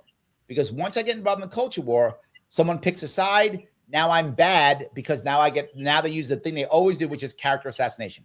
The left is worse than the right with character assassination, but they're both terrible.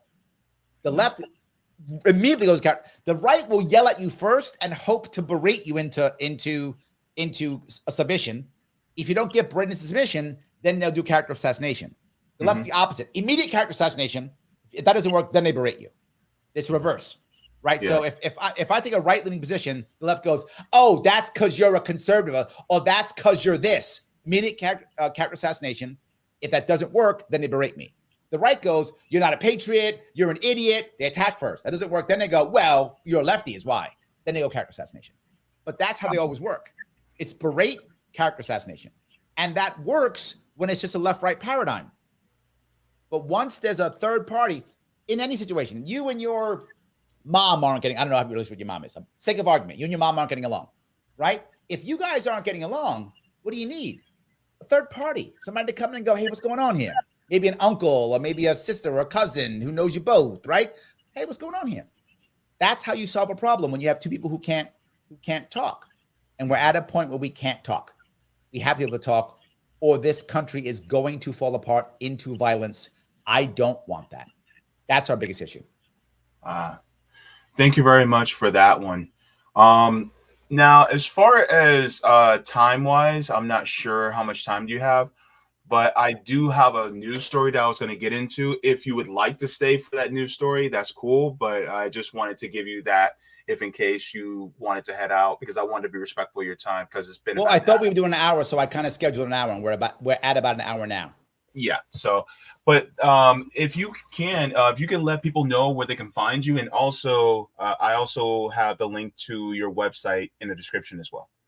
Sure. If anybody wants to follow what I'm doing, I'm on Larry Sharpe on all the things. Larry Sharpe Facebook, Larry Sharpe YouTube, Larry Sharpe everything else. I'm on Larry Sharpe all the things. And I will talk to literally everybody who wants to talk. I go out of my way. I talk to the left, talk to the right. I'm talking tonight at 6 p.m. to Laura Loomer, who is a hardcore MAGA activist. Hardcore. She is hardcore Trump MAGA. She'll be on my show tonight. We'll talk to her tonight. I'll talk to anybody. I had CJ on my show. I'll talk to anybody. Does not matter. I'm a communist, though. Yes, absolutely. Happy. Yeah. I actually did a preview. I did a show of Rome's movie 2 weeks ago. I did a whole commentary on it. Wow. Okay. I showed it, did a whole commentary on it. Yes, absolutely. If you care, you can go see it. It's on my YouTube page. I did a full commentary on it. 100%. Look, we have to talk. If I believe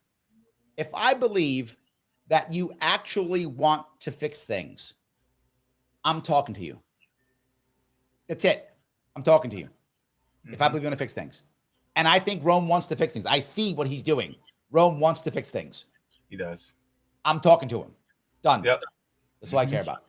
Yep. So. Yep. And that's the point. And we see how much you care about people too. The love is there, Larry. We see it.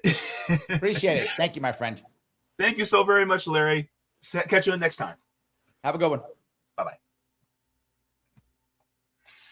All right. So that was a wonderful conversation. You know how you think conversations are going to go well, but then they end up going even better than you thought? This is one of those times, right? So thanks to Larry for coming on. And the link to his website as well as to his channels are in the description below. Thank you so very much. Guys, did you like the stream? Go ahead and give me a like. It pushes me out into that algorithm. So if you guys can do that for me, Thank you so very much. It means the world to me. You mean the world to me. All right. Also, just like to thank you guys for anybody who has subscribed to my Substack. If you guys like to get email notifications, you guys go to jaybefaunt.substack.com so you guys are alert and aware of whenever I do go live or upload clips, because that's what I do. All right. And I just want to give a shout out to all the patrons on Patreon, as well as on Coffee, and anybody who sends me any tips via PayPal. Thank you so very much to all of you, because without you guys, I would not be able to do this. Just to give you guys a little synopsis of my tiers on Patreon, if you would like to become a patron, you guys can go to JB Members, which is the most lowest cost option. Then you guys have Solidarity. Then you also have Comrade, Jaybefaunters, Super Jaybefaunters, Super Duper Jaybefaunters, and Mega Jaybefaunters, if you guys so wish. So thank you so very much to all who support the channel. I'm going to be going to the chat really quick just to talk to the peeps and get some of your opinions. So thanks for the tip. Thank you so much for the super chat. Roger Meadows says socialist for Larry. Larry 2026, worker co-ops, public banks, and citizen ballot initiatives. Thank you so very much, Roger. And Roger, also thank you for this one as well. He says abolish all political parties to end the division. Yep. I actually don't have a problem with that. Political parties are just, in the words of Thor, the worst.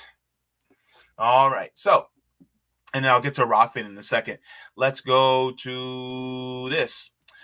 Mizu says the bankers and others will create outside forces to destroy you, countries to go to war with you. Thank you so very much, Mizu. All right.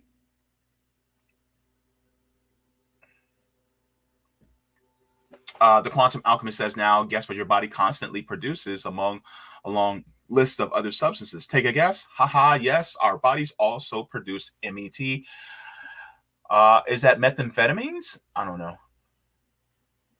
You go ahead and correct me on that one. All right, so Murdercom says, you look like a teddy bear, not a communist. I'm both, baby. Welcome. Thank you so very much for watching on the Twitch side. All right. Chris H says Laura Loomer doesn't like black people. Ooh. Well, I guess it's okay because, you know, Larry Sharpe is light skinned. So Murdercom, actually, no, I have a sty. It was a lot worse on Sunday. Look, I'm gonna be real with you. They got me over here looking like Forrest Whitaker, like, you know. Yeah, it was a lot worse. It's actually a whole lot better. But yeah, thank you so very much for your concern. Appreciate it. Let me see. Now, Mizu says JBL is referring to creating a real libertarian socialist party. Oh, okay. Thank you so very much for that. Okay, so now going to go to the Rockfin side. Let's go to the Rockfin side. Let me see. The Rockfin side. Not the Crip side. That's the best side, but the Rockfin side. All righty, kids. Let's go.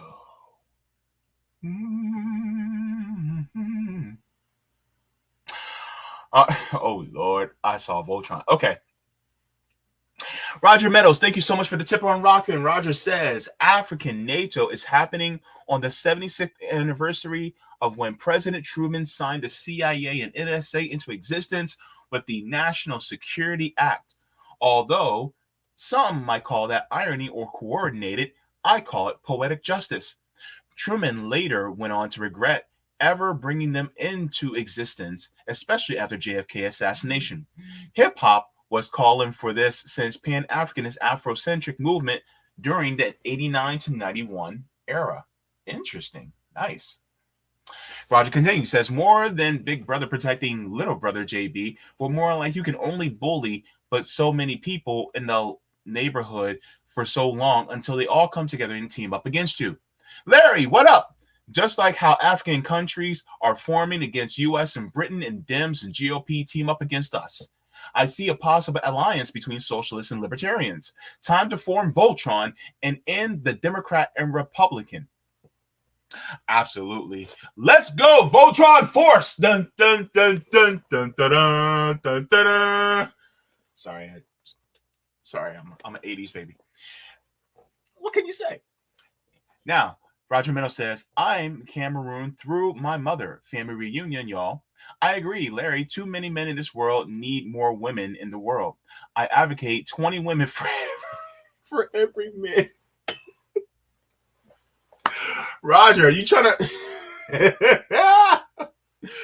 Roger's going the polyamorous route up in here. He's like, I'm a lover. No need to be greedy. I got enough to feed the needy. Good to see it, Indie News Network. He says, I found Roger Meadows. Yes, you did, Indy. Yes, you did. All right. Roger Meadows continues, says, voters voting for amendments placed on the ballot by voters or the legislator as initiatives to be ratified into Constitution is the only poll that matters. Let's give voters in this power in all 50 states, starting with New York State, accompanied with public financing of ballot measures. Yes. Roger continues, says, JB, I told you Larry was praising the shit out of Death to America.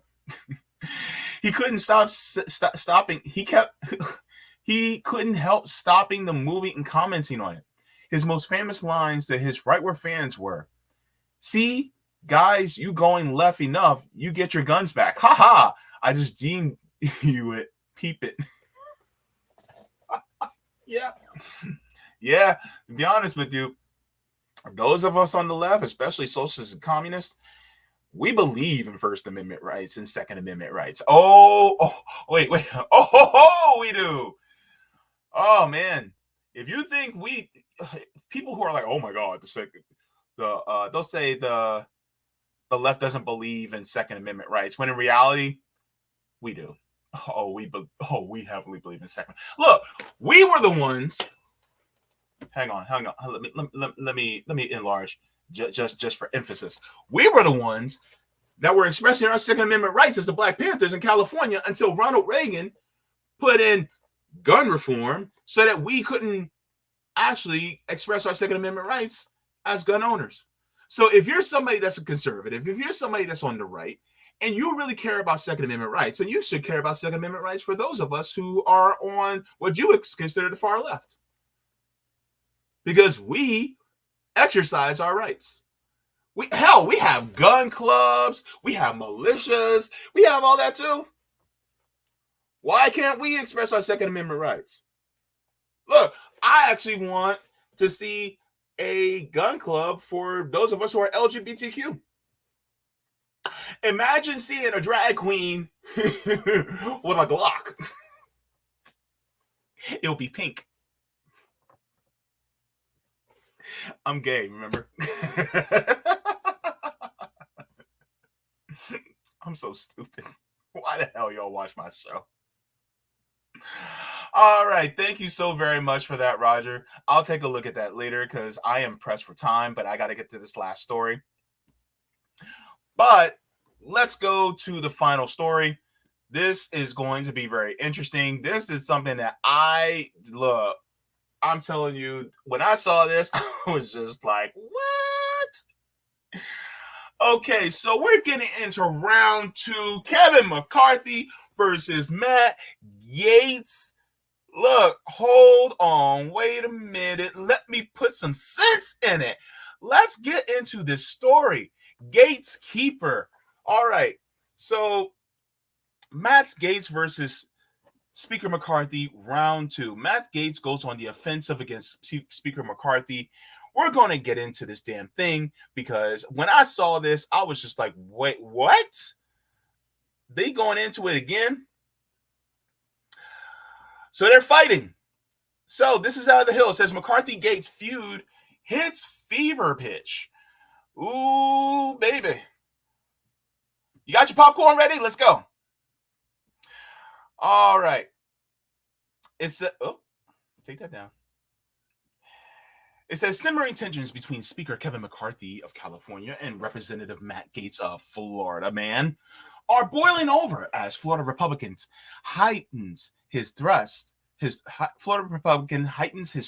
oust the GOP leader from his post.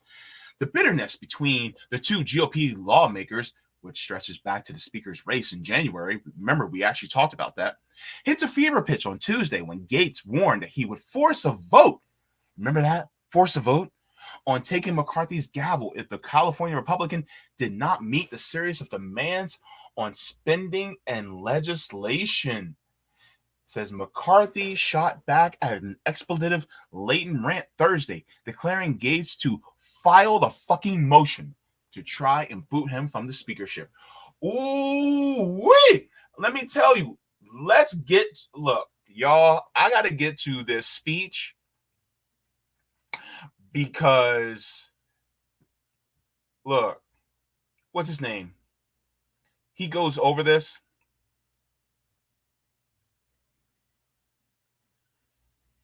I'll do that in a second. Let me show you something. Let me learn you something. All right. Because this speech was... All right. So, let's go back to the beginning. All right.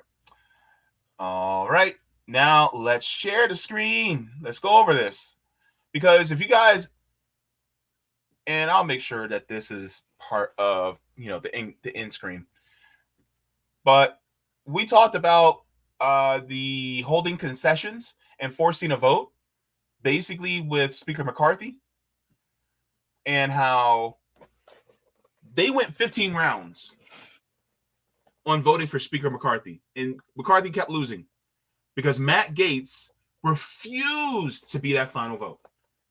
Because he was like, unless you're willing to do these concessions, you're not getting the speakership, right? And a lot of us, especially on the left side of the spectrum, I'm not saying the Democratic Party, I'm saying the left. I'm not talking about progressives. Even some progressives, though, were saying force to vote. This is what force to vote was all about. Holding Speaker Pelosi accountable by, threatening to not vote for her unless she agrees to these concessions to put certain policies like Medicare for all, single-payer health care on the House floor, or the $15 minimum wage, things like that, which they refuse to do. Basically, this is what Matt Gaetz was actually doing, what we actually thought that would work. And guess what? Lo and behold, it actually worked, because when Matt Gaetz did it, then Kevin McCarthy finally conceded and said, all right, fine, I'll do what you guys want, right? So now we're a few months after, 8 months later. This is what's going on. And so now Matt Gaetz basically said, rent is due. Let's go. On this very floor in January, the whole world witnessed a historic contest for House Speaker. I rise today to serve notice. Mr. Speaker, you are out of compliance that allowed you to assume this role. The path forward for the House of Representatives is to either bring you into immediate total compliance or remove you pursuant to a motion to vacate the chair. We have had no vote on term limits or on balanced budgets as the agreement demanded and required. There's been no full release of the January 6 tapes. As you promised, there has been insufficient accountability for the Biden crime family. And instead of cutting spending to raise the debt limit, you relied on budgetary gimmicks and rescissions so that you ultimately ended up serving as the valet to underwrite Biden's debt and advance his spending agenda. Hold up. Wait a minute. Hold up. Now, let me ask you guys this one thing. When have you seen a progressive, whether it be Pramila Jayapal, whether it be Mark Pocan, whether it be, oh my God, Raphael Warnock, John Ossoff, AOC, Rashida Tlaib, Jamaal Bowman. When have you seen these progressives hold, at the time, Nancy Pelosi, or now Hakeem Jeffries? When have you seen them hold their feet to the fire so publicly like this? Don't worry, I'll wait.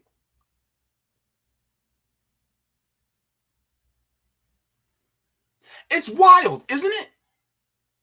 That a member of your party could literally hold your feet to the fire publicly and say, look, if you're not going to do what we agreed to, we're taking you down. We're taking you down. When have you ever seen this? This doesn't happen on the Democratic side. Let's continue, because he continues. Speaker, you boasted in January that we would use the power of the subpoena and the power of the purse. But here we are 8 months later, and we haven't even sent the first subpoena to Hunter Biden. That's how you know that the rushed and somewhat rattled performance you just saw from the speaker isn't real. At this point, during Democrat control over the House of Representatives, they had already brought in Don Jr. 3 times. And we haven't even sent the first subpoena to Hunter Biden. Power of the subpoena and power of the purse. Only thing the 118th Congress is known for at this point is electing Kevin McCarthy speaker and underwriting Biden's debt. And unfortunately, there's only one of those things we can remediate at this time.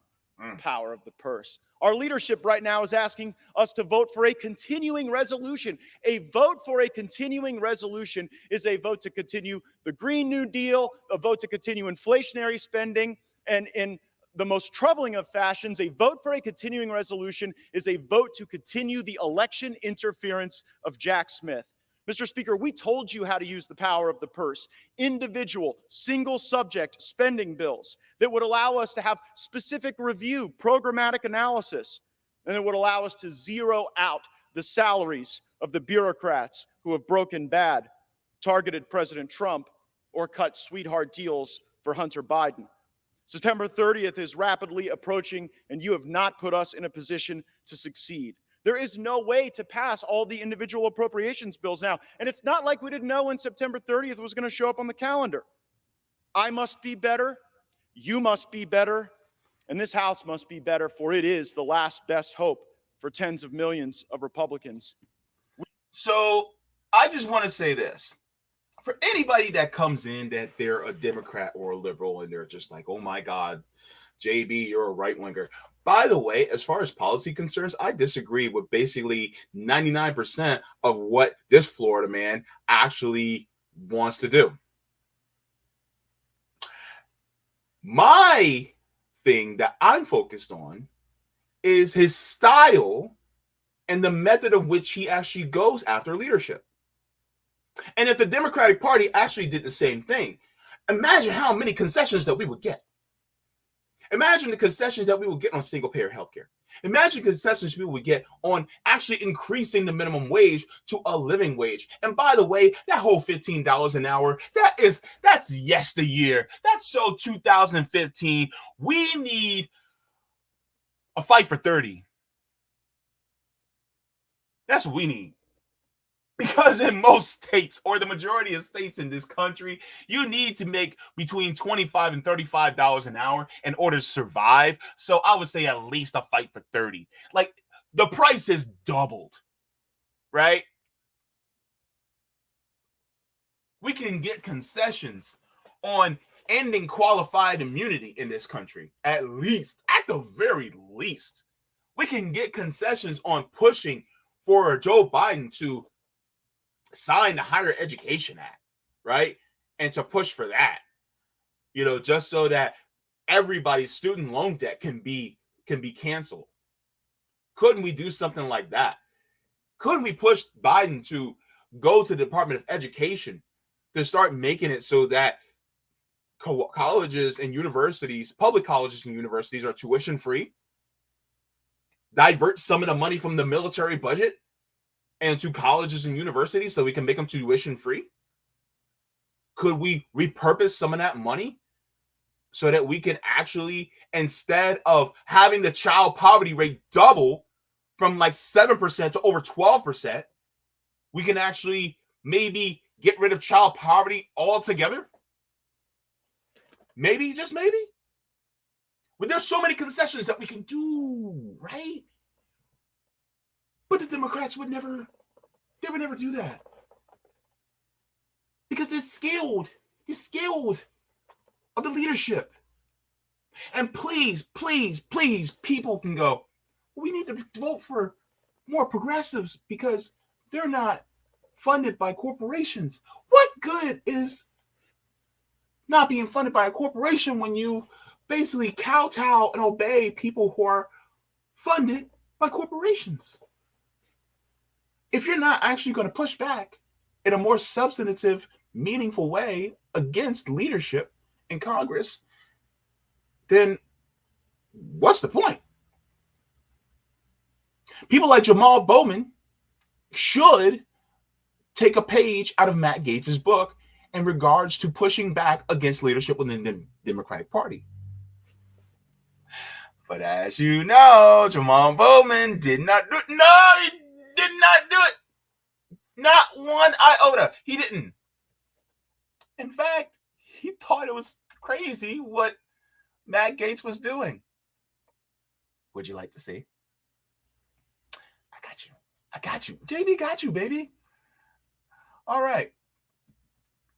Because Jamaal Bowman decided to go, this is crazy. This is crazy.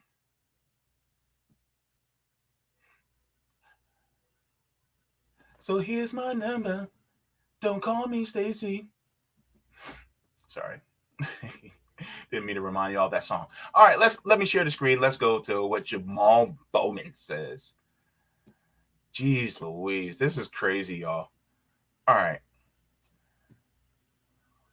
Jamaal. Here's what he says. He says, holy cow! All hell is breaking loose on the floor of the House. So melodramatic, aren't we, Jamaal? He says, Matt Gaetz is threatening to launch a mutiny against Kevin McCarthy and oust him out of power. To the Speaker of the House, he says, this is what you created. You are the worst kind of coward, and now you reap what you sow. You have kowtowed and bent to the demands of the most extremist zealots in your party and the cost of our institutions and democracy. While the extremists are a small minority, you have cowered before them and allowed them to lie, intimidate it, and strong-arm their dangerous political ends. Instead of leadership, you have shown nothing but cowardice. You are about nothing except for your own power. You might be Speaker today, but if you don't stand up to this harmful element of your party, you will allow them to destroy you and us in the process. Mr. Speaker, grow a backbone, because until then, you do not speak for anyone. And then he shows Matt Gaetz on the floor, basically showing you what I was just showing you. Here's my thing, Representative Jamaal Bowman. Where's your spine? Where's your backbone? Because last time I checked, you guys kowtowed and were cowards in regards to Nancy Pelosi when it came to her being Speaker. What about Hakeem Jeffries? What about your kowtowing and lack of chutzpah for holding Hakeem Jeffries accountable and saying, if you do not do what we want as a progressive caucus, we're not going to vote for you. You see, there's lessons learned that could be obtained from observing what Matt Gaetz did. But it's never that way. It's never, man, wow, I should do what Matt Gaetz does on the Democratic side. It's never that way. And then it's like when somebody actually does, like, oh my God, you guys are decorum. God forbid that we actually hold our leaders accountable instead of actually holding them accountable. You hand wring like, oh no, look at what they're doing. When in reality, what are you doing? What are you and the progressives doing? But here's the grift, right? Because Bowman has no room to talk because him and his progressive colleagues, they've failed to hold Pelosi accountable or even make demands to get concessions to put on the House floor, like single-payer health care or $15 an hour minimum wage. This is what forced to vote was all about. Remember hashtag forced to vote? Bowman lacks the guts to do what Matt Gaetz did.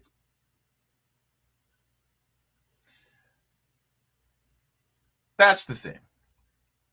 But this is all by design. And why do I say this? Because as Larry Sharpe was so eloquently putting it, there's a uniparty. The Democratic Party and the Republican Party are one party. Because of that, you have good cop and bad cop. That's all this is.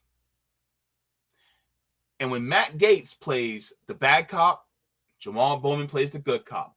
And when Jamaal Bowman plays the bad cop, Matt Gaetz will play the good cop. And so it's, oh my God, the leadership is not doing what we said they were going to do. So guess what? We're going to fight against the leadership. Then you have the opposite side going, oh my God, look at them. They're actually going up against the leadership. It's mutiny. When in reality, they both work for the same people. They both work for the same parties. Not much difference. So that's the grift of both parties, is that they'll make it seem like one side is horrible for doing what they're doing, and the other side is horrible for doing what they're doing. Because now the Republicans are going to go, well, look at the Democrats. They're just following along whatever leadership wants without actually having a backbone. So this is how they get you. They make it seem like, oh, well, the Republicans actually hold their leaders accountable. And the Democrats, they don't hold their leaders accountable. But at the same time, Republicans really don't hold their leaders accountable. And the Democrats don't hold theirs accountable either. It's paper tigers on both sides. One has outward cowardice. They play like they got some chutzpah. Ultimately, this is why both political parties are a farce. This is why you leave these political parties. Now, if you want to go independent or third party, I highly recommend it. Because if you want to at least thumb your nose at the system, then you'll do that. And also, vote for things that you actually want instead of against things you don't want. Right? This is why third parties are so important. Because third parties and independents bring a different perspective into the system that both Democratic and Republican parties don't want you to think about. That's why it's important to focus on them, but it's the least of what you can do. The most of what you can do is by doing something on the ground or with your neighbors, right? With that being said, I have an announcement to make. So the first announcement is this Thursday, I'll be live at 1 p.m. Eastern Standard Time. And Miss Gloria Rivera, presidential candidate of the Party for Socialism and Liberation, will be joining me at 1 p.m. Eastern Standard Time this Thursday at 1 p.m. Eastern. So I hope that you all are able to join me, because now we have a third party or independent candidate for president that will be joining me as well to talk about their policy position and platform about what they would like to see for the United States. And I have a lot of questions. I counted them. I have a lot. So join me on this Thursday at 1 p.m. Eastern Standard Time. I'll also cover a news story after that. So please make sure to join me there. Also, this Saturday on the 23rd, we will be doing a meetup. So here in Orlando at the Revolutionary Blackout Network Mutual Aid, we'll be doing a care package giveaway to our homeless neighbors. We'll be meeting up to give care packages away. So we'll be doing that at Lake Eola Park. Now, we will be at the corner of East Robinson Street and North Eola Drive at 9:45. Be there at 9:45 sharp on Saturday, September 23rd. This Saturday. Now, if you can, bring a tote if possible, because we'll be carrying these care packages and delivering them to homeless people within the area, because these homeless people, these homeless neighbors of ours, they're forgotten by the system all the time. So, like I said, come if you would like to help us out, to help out our neighbors. And then we can exchange contact information, and then you can help us in corresponding actions in the future, because we definitely will be doing those in the future. So if you guys would like to, then yes, please join us. All right. So that's what's going on in regards to government. That's what's going on in regards to the channel. Please make sure to give a like as well to the stream. And let's get to the comments, because I know y'all got some things to talk about. All right. So thank you so very much for the super chat, Roger. He says, never start at minimums. You want 30, demand 60, land at 40. Good point. Shoot for the stars. You may hit the moon. I like that, Roger. Thank you so very much. Never start at minimums. All right. Let's go 60, baby. All right. Strive for 60. Instead of fight for 15. Or should it be like brawl for 60? Maybe like brawl for 60? Something like that. We'll see. All right. So let's go.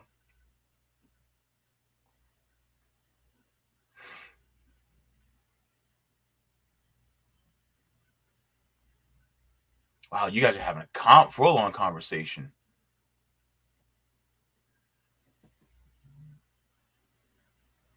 Let me see. Oh, you guys are having a full-on conversation between each other. Let me go to the Rockfin just to check and see if there's any Rockfin. All right. So I think we're good on Rockfin. Let me see. All right. So that's going to be it for me, because I am over my time. I actually wanted to cut this off a little bit earlier, but it is time for me to get going. I got a plan for some other stuff I got to do channel-wise, but this was great. I just want to say a big to Larry Sharpe for joining me today. This was great to have him on. I cannot wait to have him back on to talk about other different subjects regarding geopolitics, regarding domestic policy, because just have different opinions. I don't want to make this channel into an echo chamber, because once it becomes an echo chamber, it just gets flat and boring. So it is good to have different perspectives, and then you probably learn some interesting things that you may have not known.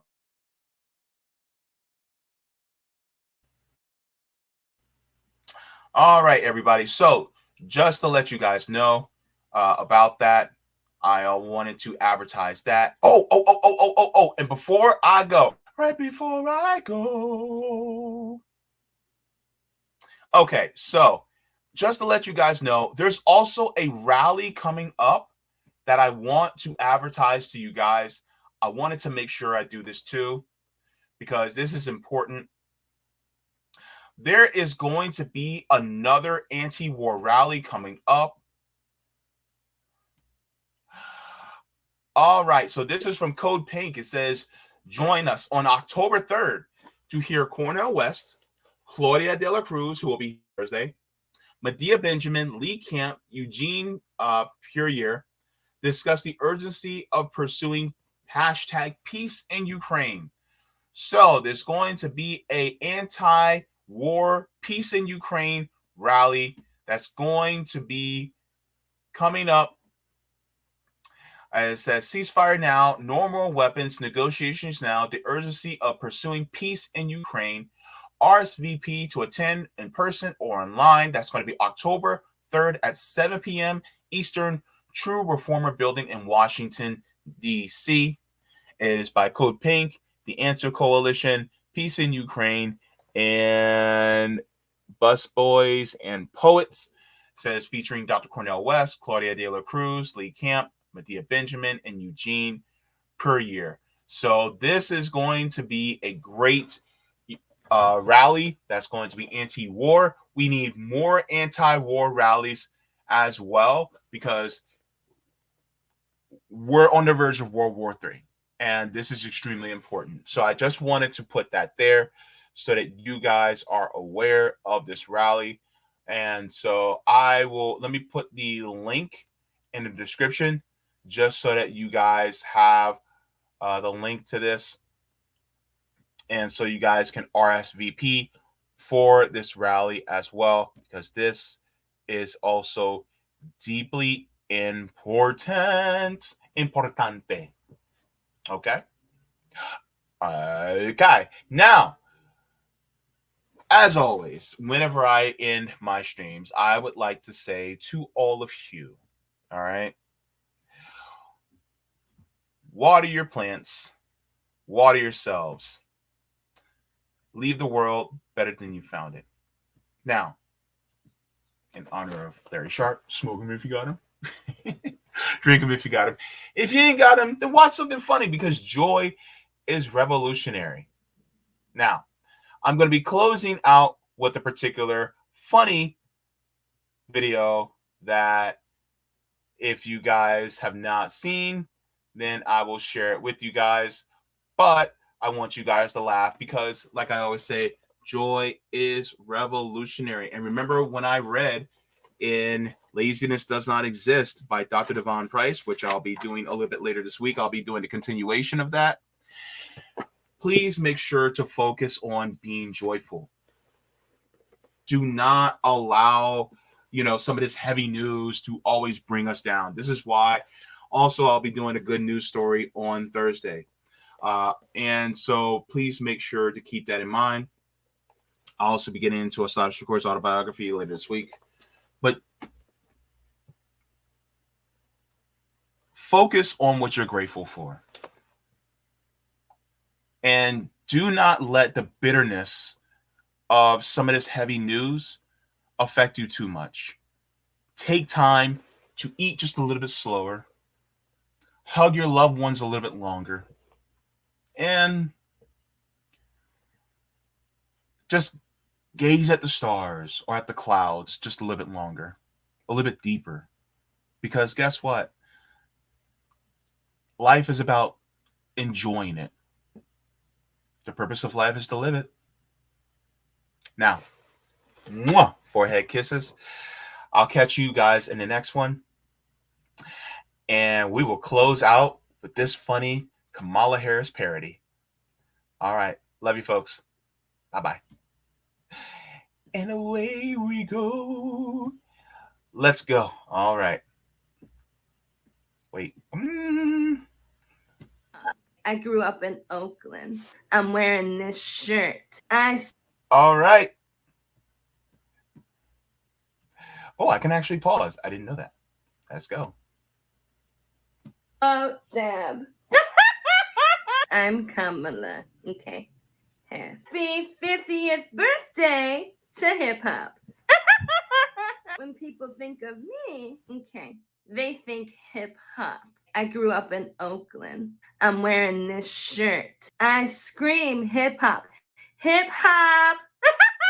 So yeah, I'm into hip hop. I want to give it up, okay, to all the greats. So Missy, TLC, ODB, DMX, okay, ABC, and LGBT, okay, Q, Lil Nas X. Giving it up. We here at the residence. It's lit. That's a word I have said before. A wise, okay, man once said, to the window, to the wall, okay, to the sweat, drop down my balls. Ski, ski, motherfucker. Ski, ski, goddamn. Those words are poetry, okay? I mean, it rhymes. So technically, that's poems. Happy birthday, hip hop. Kamala out. Hey, ho, damn.